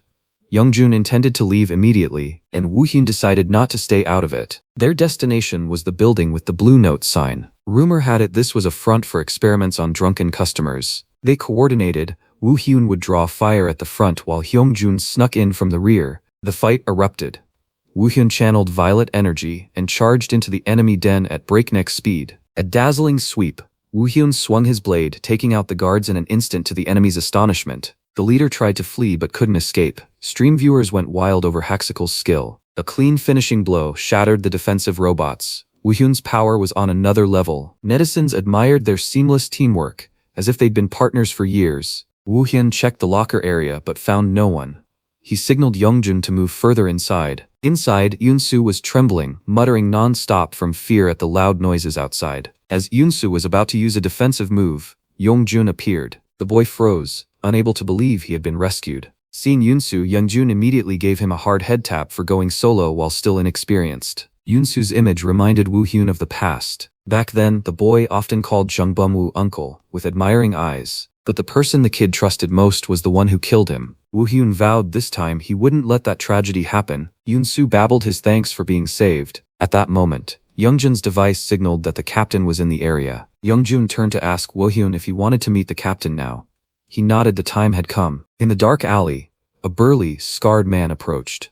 It was Jung Bum-woo, leader of Vengeance. Byeom-woo thanked them for rescuing his member. Woo-hyun clenched his fists, forcing a calm expression before his old enemy. He used the alias Lee-jun to hide his identity. Only then did Young-jun realize he still hadn't introduced himself to Woo-hyun. Byeom-woo scolded Young-jun for leading someone into a life-or-death mission without even asking their name. Byeom-woo's gaze on Woo-hyun was contemplative. He found something oddly familiar about the young man, but couldn't place it. Guillermo extended an invitation to join Vengeance. He believed that to overthrow the major corporations, Woohyun alone wasn't large enough in scale. A hand was offered along with a proposal to cooperate. Guillermo believed that together they could take down those in power. Woohyun wondered why this man had betrayed them in his past life. He decided to join to uncover the truth and prevent it. Memories of a Beum who always protected his comrades resurfaced. Woohyun believed that, for now, he had no malicious intent. He took that hand, officially stepping into the tiger's den to change the cruel future. Beomu laughed heartily, welcoming Woohyun into the organization. The chat exploded over the fact that their idol now had 2 secret identities. Back in the real world, streamers were still buzzing after Haxicle's spectacular on-stream performance. A few days later at a cafe, Woohyun met Nayeon. She mentioned the upcoming SSR Cup tournament. She proposed a collab with streamer Kang Soil. Woohyun seemed uninterested in chatting with viewers, but based on his research, the upcoming Dimensional Lord raid would be extremely difficult and needed at least 5 more high-level players. Pressure from the giant boss made Woohyun realize he couldn't keep going solo if he wanted to win. After some consideration, Woohyun agreed to the collab. Nayeon was thrilled and insisted they celebrate immediately. As the two left the cafe, from a distance a mysterious pink-haired girl watched them silently with a pensive gaze. In the deep darkness, the flickering fluorescent light hurt his ears. Sua's voice whispered Woohyun's name, pleading in pain, making the air even more oppressive. The gentle image of Sua suddenly turned into a nightmare. Her eyes poured out a black liquid. She screamed for him to take revenge, demanding he kill them all. Black hands reached out from the void to grab Woohyun. Woohyun was crushed by countless grotesque arms, his screams hopeless amid the surrounding horrific memories. Baek Woohyun jolted awake, breathing hard, sweat pouring off him like a shower. It was only a nightmare, but since reuniting with Youngjun, memories of that world had been clinging to him. The memory returned to the first day Woohyun was dragged into that research facility. Sua was the only one who came forward, anxiously checking on him while he was still panicked. At that time Woohyun was like a wounded animal. He shoved her hand away and shouted for her not to touch him. Sua fell to the floor to the shock of those around her. Yet she wasn't angry. She kept holding his trembling hand and comforted him that everything would be all right. Sua was the only woman he fell in love with in that hell. After that day, the two quickly grew close. Seeing Woohyun covered in wounds, Sua could only cry from heartbreak, and he silently vowed by any means to get her out of that place. Sitting together under the cold light, Sua gazed into the distance and asked if they could leave. Woohyun insisted he would take down everyone so they could be free, but reality was far harsher. Sua was strapped to an electric chair, her body convulsing in unbearable pain. Before she breathed her last, she only had time to apologize to him. Woohyun covered his face in agony. He had failed to keep that promise. That helplessness remained a bleeding wound in his heart. He gripped the blanket tightly, a crazy thought forming. If Youngjun could exist in the game, might Sua and the others also have some chance there? He had to verify it himself. A phone notification pulled Woohyun back to reality. Nayeon messaged him to prepare for the team auction stream for the SSR Cup. He stood up, deciding to carry out the plan step by step. The livestream began energetically. MC Nayeon appeared brightly to greet the audience and introduced 2 special guests for today's auction. Haxicle and streamer Kang Soyul appeared in the hot seats. Soyul smiled and greeted everyone, heating up the stream's atmosphere. The audience eagerly shipped Haxicle with the 2 girls, prompting Nayeon to threaten to block anyone who spoke out of line. She explained that Haxicle would be the coach while Soyul would participate as a player. MC Sungchur stepped onto the stage to announce the auction rules. A dazzling arena appeared on the big screen. The rules were simple. 4 master-level captains each have 1,000 points to bid for 4 members across Diamond, Platinum, and Bronze tiers. Whoever has the smartest focal strategy will assemble the strongest team. He asked the captains whom they were targeting. All 4 openly expressed their intention to have Kang Soyul on their teams. As expected, the auction kicked off explosively with Kang Soyul. Soyul anxiously clasped her hands and prayed. An unprecedented situation occurred. All 4 captains simultaneously hit all in, wagering their entire 1,000 points. Seungchul excitedly announced that the result would go to whoever pressed fastest. Backstage, Nayeon and Soyul stood frozen, unable to believe their eyes. What would happen next now that everyone had run out of points? Red Ox wins. The red-haired giant stuck out his tongue and celebrated wildly as he secured ownership of Kang Soyul in the very first round. Even though he was out of points and could only take members nobody else bid on, Redox was thoroughly satisfied. The auction continued for another hour to finalize the team lineups. A few days later, Kang Soyul met Woohyun to go to the first practice together. Woo Hyun remarked that Captain Redox seemed rather eccentric based on the messages he had sent. As soon as they entered Team All-In's headquarters, both of them gaped at Redox balancing a banana tree in mid-air.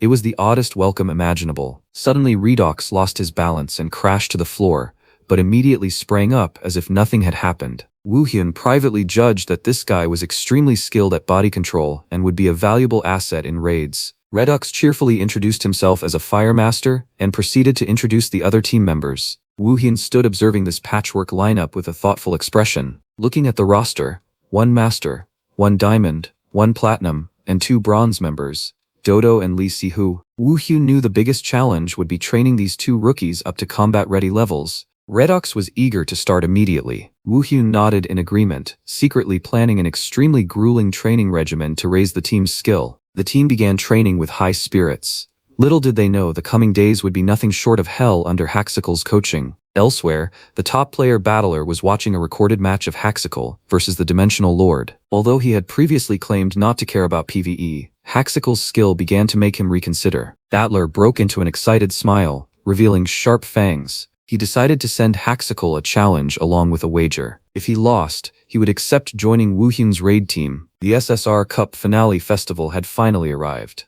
The arena's atmosphere was hotter than ever as Team All-In pressed their opponents from the opening seconds. The commentators screamed hoarse with excitement. Kang Soyeol unleashed a lightning kick while Redox followed up with an extremely fiery punch. The opposing team could only cover their faces and endure, unable to respond. Naeon sat next to Woo Hyun, unable to help but gasp. Team All-In was decimating their foes at a terrifying pace. Everything happened so fast the audience hadn't even recovered. Even the 2 bronze tier members, Lee Si-hoo and Dodo, played insanely well against the gold tier opponents. And boom, the match ended cleanly with an absolute victory for the team. The word win flashed brilliantly. Team All-In celebrated wildly amid the crowd's cheers. Naeon clasped her chest and breathed a sigh of relief, unable to believe they had really done it. Woo Hyun found it all rather normal. He recalled the hellish training sessions on wooden posts without any protective gear. Training like that, losing would have been the strange outcome. Woo Hyun stood up and left to prepare for his special match. Back on the stream, Woo Hyun, under the Haxicle alias, adjusted the camera angle. He counted down, preparing for an unexpected event no one anticipated. Naeon led the stream because commentator Cha Sung-chul was busy bawling, having to go prepare for the next match. She announced there would be an extremely special exhibition match today. The chat began to explode as someone donated and asked about the opponent's identity. Naeon smiled mysteriously and told everyone to brace themselves because this character was no ordinary player, and the opponent who appeared was Battler, a top player from DH Empire. His appearance blew up the chat. No one understood why such a veteran figure would be here. It turned out that a few days earlier, Battler had sent a provocatively taunting challenge message. The bet was that if he lost, he would have to join Woo Hyun's raid team, a ridiculously good deal for Team All-In. Battler admitted he'd had his eye on Haxicle for a long time, especially after Woo Hyun broke his winning streak. Battler couldn't sit still. He wanted immediate revenge one match. Nothing more, nothing less. Pointing with full confidence, Battler asked if Woo Hyun dared to play to the death. Woo Hyun only nodded slightly, agreeing to start right away. The venue was Area 15 Salt Lake, a vast, eerily silent space perfect for 2 beasts to showcase their skills. Battler unleashed the God of the Sea build. Water began to surge around his feet. This was the signature move that made his name at major tournaments. They faced each other as the atmosphere thickened.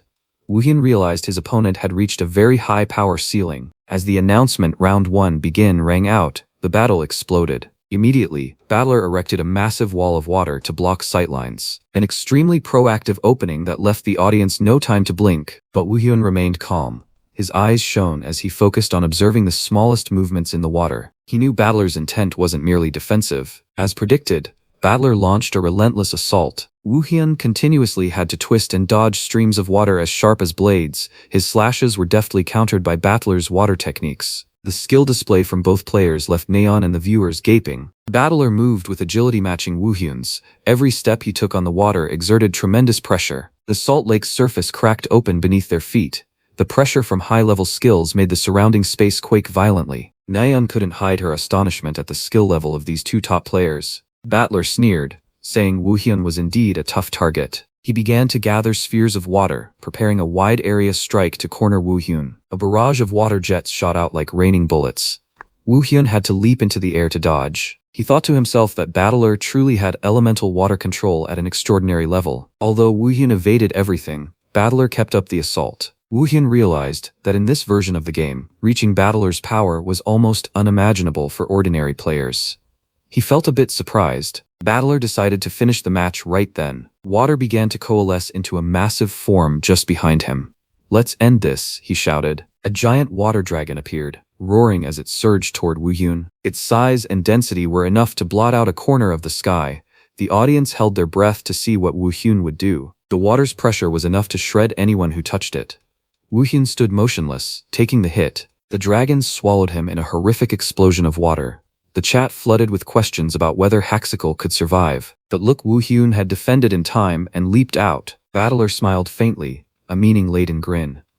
It seemed things were not so simple. Wu Hyun suddenly realized something was wrong. The dragon had vanished too quickly, like an illusion, rather than a real skill. And immediately, something even more terrifying rose from the lake's surface. It turned out the first dragon was only a diversion. The real dragon, twice the size, surfaced right beneath Wu Hyun's feet, gaping wide, ready to swallow him while he hovered in the air. Battler was truly a crafty player, exploiting game mechanics to create such a masterful deception. Wu Hyun silently praised his opponent, but he had no intention of losing so easily. In that hair-trigger moment, Wu Hyun poured all his strength into his sword. He swung a killing slash, cleaving the water dragon in half, and streaking toward Battler like a lightning bolt. Boom! The slash hit true. Battler was thrown backward, blood beginning to flow from a wound in his chest. He was stunned, not understanding how his ultimate had been so easily countered. The match ended. Battler dropped to his knees, coughing and spluttering. He admitted he had been completely defeated. Though his pride was wounded, he had to acknowledge Wu Hyun's superior power. Battler smiled and declared he would keep his promise to join Haxical's raid team. The two shook hands, officially confirming that a powerful ally had joined the roster. Naeun excitedly bade the audience farewell and promised to return for future streams. The broadcast ended to the satisfaction of millions of viewers. Cut to Sophia's office at Planet US headquarters in the United States. She was wringing her hair beside empty energy drink cans. It seemed she was facing a huge problem. Sophia and the development team had scoured the data but couldn't find any trace of the Abrasax organization or the cause of the Dimensional Lord's appearance. Everything seemed to have surfaced from underground. Suddenly, Sophia's computer screen experienced interference. A digital image began to appear, startling her. Isaac had breached their highest security system. He appeared with his familiar enigmatic smile, greeting Sophia as if they were old friends. Sophia panicked and asked where he was and why he was appearing like this. Isaac told Sophia to stay calm, saying he didn't have much time. He refused to reveal his current location but insisted there was something extremely important she needed to know right now. He revealed a shocking truth. Reverse Planet is currently only half a world. A perfect world will soon open once Otherworld fully connects, signaling the arrival of countless other looming threats. Sophia was stunned by what she had just heard. Isaac nodded in confirmation, saying that before long, numerous lords would descend when the Otherworld officially opened. A horrific vision of gigantic entities was gradually becoming reality. Chains shattered, and a swirl of deep purple energy opened in midair. Wu Hyun stood there, staring straight at the world's change and murmured, "It's time." A colossal dimensional lord loomed in the middle of the desolate forest, its energy core in the chest radiating terrifying pressure. Facing the monster, Wu Hyun showed no hesitation. He declared he was ready for the real battle. A few days after the SSR Cup ended, Wu Hyun was preparing for the next Hack Tour stream when he received a new notification. It was a message from Senior Kim Hana, asking him to don a special agent outfit and urgently assemble at the parking lot for an emergency mission. Upon arriving at the meeting point, Wu Hyun saw Hana waiting in her tactical gear. She asked if he'd rested enough before they began. Hana explained that after investigating the traders at the human trafficking workshop, they had uncovered more collaborators than expected. It seemed a hidden facility was trying to conceal the existence of the reverse Otherworld, right within a residential area. The revelation sent the stream's viewers into an uproar, suspecting invaders disguised as humans. Wu Hyun wondered whether Isaac might be behind it, but for now they needed to confirm the enemy's plan on site. Their destination was a gloomy resettlement neighborhood suspected of hiding a gateway to another world. Below, 3 Hellhound guards stood watch. Hana reminded Wu Hyun to move quietly to infiltrate. They closed in, but the Hellhound leader's bald instincts seemed to sense something amiss. He barked loudly asking who was there, but only saw a black cat run across, causing him to let his guard down. Immediately, Woohyun emerged from the shadows and silenced the burly guard with a decisive move. Hana matched him blow for blow, delivering powerful strikes from behind that knocked out the other two guards in the blink of an eye. With the outside cleared, the two dashed deeper into the building to search for clues. They kicked open the door to a laboratory and saw a giant teleportation portal glowing with a dark purple light. Though aware the interior could be fraught with danger, Woohyun nodded, ready to step through the portal with Hana. On the other side lay a desolate wasteland, littered with the corpses of people in white lab coats. They found a scientist barely alive. Hana immediately forced him to reveal the truth about what was happening. The dying traitor confessed that they had tried to seize more power from the other world by deliberately creating a breach. The commentators watching broke into nervous sweat at the news. Impatient, Hana demanded he point out the location of that breach. The scientist expired moments later. Woohyun suggested they begin searching the surrounding area to find it. Suddenly, a gigantic entity materialized from the purple smoke, forcing both of them to look up in terror. It was Tempest Lord, a great dimensional lord with a blazing energy core right in its chest. A cold voice declared that it was already too late. The breach had been fully connected. The figure that appeared looked exactly like Woohyun, a doppelganger haloed in eerie purple. He admitted he was merely accelerating the process at Isaac's behest, reminding Woohyun of earlier warnings. This deranged copy proclaimed a desire to turn Reverse Planet into a new world identical to the other world. Hana didn't hesitate to charge, asserting that whether creator or clone, it was an enemy. The Tempest Lord began to roar. The Woohyun copy left a message to meet again in the new world, then dissolved into nothingness. A terrifying wave of energy swept from the roar, hurling both Woohyun and Hana far away. The situation became too dangerous. Hana ordered an immediate retreat as she witnessed the monster's destructive power. They fled while Tempest Lord's attack leveled the entire surrounding area to the ground. As the dust settled, Woohyun was stunned to see that the entire residential area had been completely destroyed by that roar. Hana quickly used her phone to report this extremely serious situation to their superiors. Shortly after, Captain Kim Chul and the relief forces arrived to secure the scene and plan a counterattack. The entire server system suddenly issued an emergency alert. The raid operation to eliminate Tempest Lord was officially underway. Amid the chaos, massive donations from viewers kept pouring into Woohyun's stream. Meanwhile, in the real world, the name Baek Woohyun was becoming a hot topic of conversation in cafes. A pink-haired girl stared at her phone screen, softly repeating the name Baek Woohyun with a look of suspicion. The girl sat listening to her friend talk about a streamer who was both handsome and an incredible gamer, but she shook her head, saying she'd never heard the name before.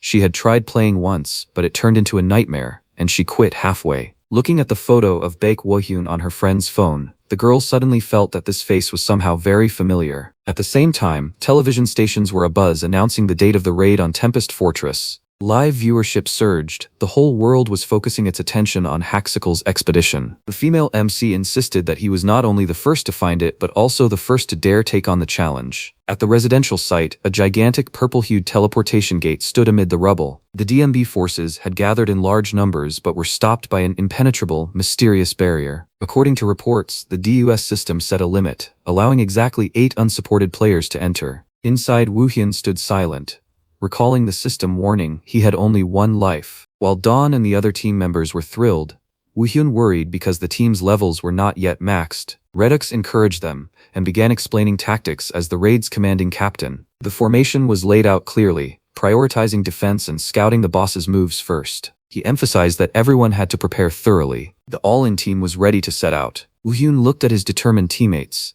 He knew everyone had given their all for today. The group decisively marched toward the teleport gate, leaving the police's protests behind. A notification appeared.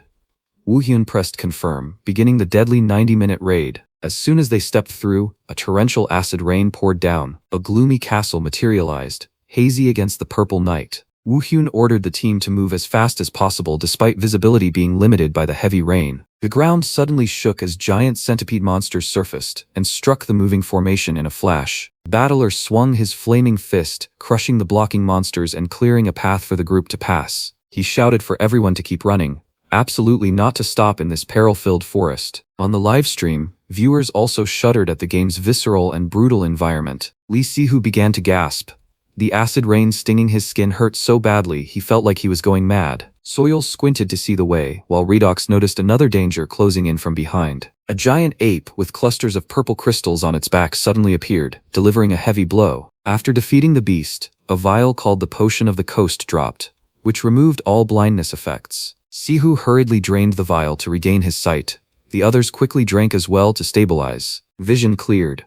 Wohyun looked up at the castle ahead. Knowing they were very close to their goal, the team halted before the castle gates. Battler tensed, trying to rally the team's wavering morale. Standing at the base of the great fortress, Sihu trembled and asked if they really had to storm the front gate. Suddenly, a giant magic circle flared beneath the team. Something enormous was hurtling down from above. The ground exploded. The Dimensional Lord descended with a terrifying presence, shaking the surrounding space. Before them stood a gigantic demon with blazing purple eyes. Sihu was utterly frozen in terror. Reddick stayed calm, ordering everyone to focus on defense to learn the enemy's attack patterns. But fear exceeded his limits. Sihu screamed, broke formation and fled in a panic. The Dimensional Lord roared, summoning a horde of bloodthirsty monsters from the shadows to besiege the intruders. Right behind Sihu, a massive maw, lined with razor teeth, suddenly appeared and clamped onto its target. Blood splattered. Wohyun coldly watched his teammate die as the system announced Lee Sihu's death. Lee Sihu had just died and the whole team fell into chaos. A giant wolf monster was looming. Redox, the red-haired man, charged in and punched it straight in the face. Meanwhile, Haxical stood perfectly still, looking chillingly cold. In Wohyun's head, the mocking voices of ghosts from the past suddenly echoed. They mocked him again for being the sole survivor. A purple mantis tried to sneak up and strike Wohyun from behind. Luckily, the blonde twins shouted a warning and rushed into combat. The two brothers were fighting monsters while still bickering over who arrived first. Wohyun started to remind himself to focus. This was his only chance. Ariam was panting. The harsh environment here had clearly drained her stamina fast. Yuza unleashed a dark spike attack, locking the wolves in place. She turned to ask if Ariam was okay. Battler, the blue-haired guy, used a water prison to trap the flying monsters together. The coordination was smooth. Redex the redhead prepared to follow up with another strike. A powerful fiery punch was launched. At that moment, the giant Dimensional Lord boss manifested. Wohyun suddenly remembered his past experience facing these things. The team charged together. This minotaur-like monster was huge, with a blazing purple energy core in its chest. Wohyun studied it closely to find a weak spot. He realized that core was the target. To everyone's surprise, the boss could speak. It called them vermin. Redux sensed danger and ordered the vanguard to retreat immediately. It began to channel a technique, creating a massive swirling ring of energy while roaring to wipe them all out. The vortex swept through, sending everyone into disarray. The floor was slippery from rain, making it much harder to dodge. Commentators explained that boss mechanics usually fall into three types: wait out, direct attack, or attack the boss to break it. Battler tried to attack the vortex to see if it could be destroyed. Unexpectedly, the vortex absorbed the water element and transformed into a colossal column of fire. Damn, the more they hit it, the stronger it became. Redux realized the vortex reacted to attacks. He told the vanguard to draw attention so the team could find a chance to strike the boss. Wohyun took a running leap. The boss roared and tried to crush him. A direct confrontation between man and monster ensued. Small Wohyun stood before its massive fist. He delivered a killing slash straight into the core in its chest. Purple blood sprayed everywhere. The boss screamed in pain. The twins, seeing their master excel, surged forward eagerly. Yuza struggled to maintain her magic, utterly exhausted and gasping for breath. The vortex disappeared. Radox rejoiced, thinking it was over. The commentators felt they had handled things fairly well with 50 minutes still left. But the boss was not down. Its eyes showed contempt. It said it had underestimated humans. It began to break the seal to transform. Its body swelled, becoming far more grotesque. This was its true form, the Tempest Lord. Massive bat-like wings spread wide. Battler shouted for everyone to be careful. Just the beat of its wings blew the whole team away. Wohyun braced himself to withstand it. The boss shot up into the sky, preparing to deliver an immensely heavy strike. A massive attack zone appeared directly overhead. Dawn told everyone to run, but it seemed too late. There was a tremendous impact. Ariam was flung and landed flattened on the ground. The boss coldly ordered, "Disappear." This time Jungdon took a direct hit. Jungdon's body began to dissolve into fragments of red data. He collapsed amid his sister's horror. Ariam screamed and cried miserably. Dawn only had time to tell Master to finish the raid before disappearing completely. The system announced Jungdon had died. Not only that, the system also deducted 5 minutes from the timer because someone died. Wohyun's eyes flared with utter rage. The countdown clock clearly shows just over 41 minutes.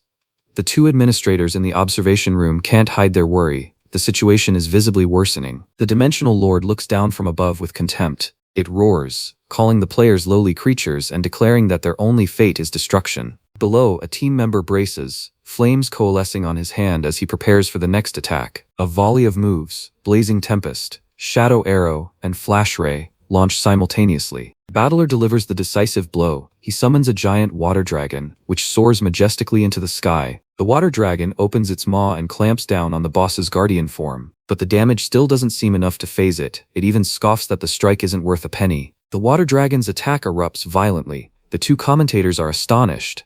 Having never seen this technique before, the dragon doesn't dissipate, but instead continues to change form to keep attacking. Battler looks incredibly cool after the dazzling strike. The system notifies that the boss's stamina bar has dropped below 70%. The Dimensional Lord becomes genuinely enraged at being wounded by a lowly being. It grits its teeth and immediately marks Battler as the top priority target to be eliminated. A terrifying bolt of purple lightning strikes down from the void. Battler only has time to cry out once before being completely engulfed by the electromagnetic blast. The force of the attack is so immense that the ground trembles. Horrified teammates shout Battler's name in despair as they see him vanish into the purple smoke. The dust clears, and the battlefield lies in ruins. Baek Woo-hyun remains calm. He glances at the system to see if any death notifications appear, hoping his teammates are still alive. The boss sneers and asks who will be the next victim. The remaining players are drenched in sweat, realizing the situation is hanging by a thread. Purple rain pours down heavier and heavier, obscuring vision. The potion effects have worn off.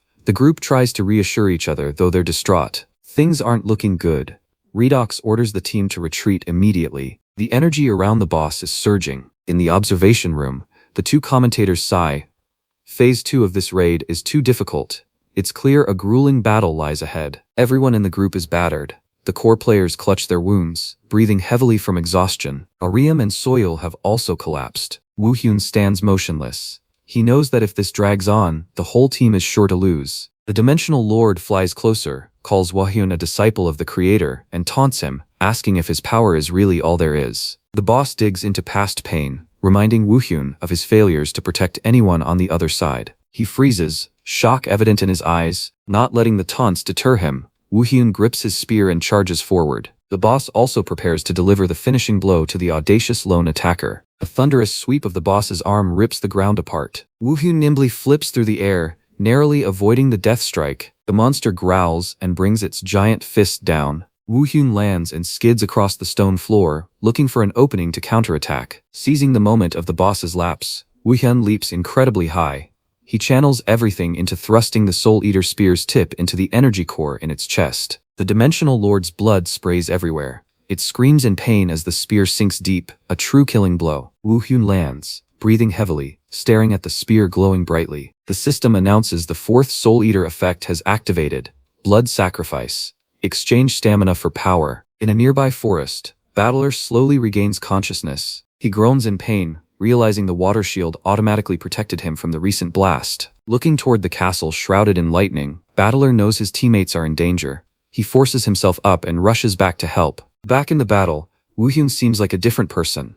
He moves at blinding speed and charges the monster. Another thrust lands squarely on the boss's face. The commentator cheers, seeing Woo-hyun finally putting real pressure on the giant monster. The boss's stamina drops below 40%, pushing the battle into its final phase. Woo-hyun stands tall despite his stamina depleting from the blood sacrifice effect. The Dimensional Lord flies into a furious rage and unleashes its disappear technique. A massive purple energy surge begins to envelop the area, aiming to wipe everything out. The ground collapses under the horrific pressure. The commentator yells a warning for Woo-hyun to leave the area immediately because the radius is too wide. Woo-hyun has hit his limit. His legs give out and he can't move. Teammates can only shout his name in despair as the annihilating attack approaches. At the critical moment, a sphere of water suddenly appears and envelops Woo-hyun. A sturdy shield protects him from the energy explosion in an instant. Battler appears just in time with a relieved smile.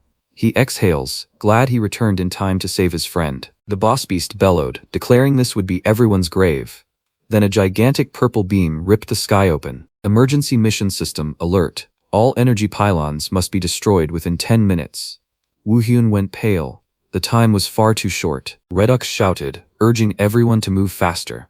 The situation was extremely precarious, but things went south.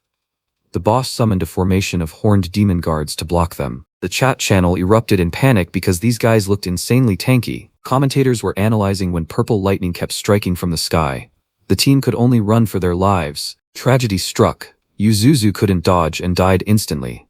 The character death notice flashed blood red across the screen. Before they could grieve, the system penalty hit. The mission time was reduced by a straight 10 minutes.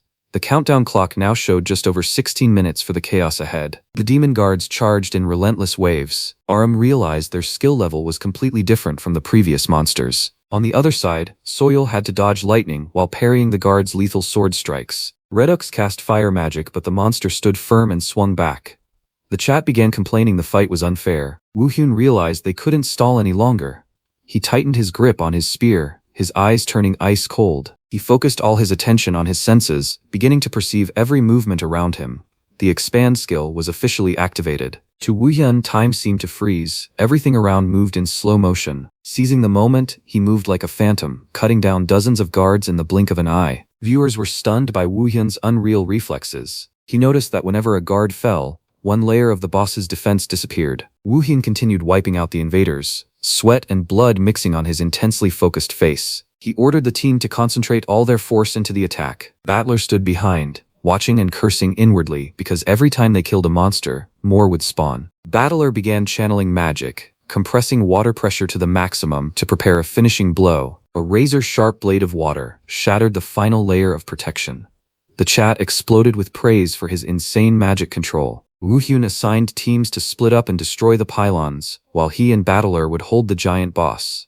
The team responded in unison. Battler unleashed Wall of Water, raising a colossal water barrier to block the boss's counterattack. The Dimensional Lord snarled with rage, his grotesque face filling the screen. Woohyun remained undaunted. He closed in and swung his black sword straight at the ancient entity's weak spot. A critical slash exploded across the boss's body, causing it to roar in pain. The chat went wild over the massive damage. The boss seemed to falter, retreating to prepare another wide-area attack. Woohyun signaled Battler to execute the risky plan he'd just devised. Battler, though anxious, nodded in agreement. Battler concentrated all his remaining mana into his palms, preparing to play his trump card. A majestic water dragon erupted from the ground, charging straight at the Dimensional Lord on Battler's command. The boss sneered that this was a futile effort, but he was wrong. Woohyun was riding atop the water dragon, charging like an arrow. The audience held their breath at the spectacular coordination. The boss unleashed a counterstrike of intense purple energy, swallowing both the water dragon and Woohyun in a cloud of dust and smoke. The chat channel began wailing, sure it was game over. Suddenly from the smoke, Woohyun leapt out and dove down from above with his blazing sword. His reflexes had truly reached godlike levels. The full force slash pierced the final layer of defense, creating an explosion that rocked the battlefield. The boss reeled from the hit. The system announced the boss's stamina had dropped below 10%. Woohyun stood amid the wreckage, looking badass like a god. The commentators and players in the gaming room screamed with joy. Once again, Woohyun pulled off a miracle with only a 10% chance of victory left. Battler couldn't hide his excitement either, but Woohyun kept a cool head, reminding the team there were only 9 minutes left. Woohyun's eyes burned bright. He was ready for the final life or death battle to end this ancient entity once and for all.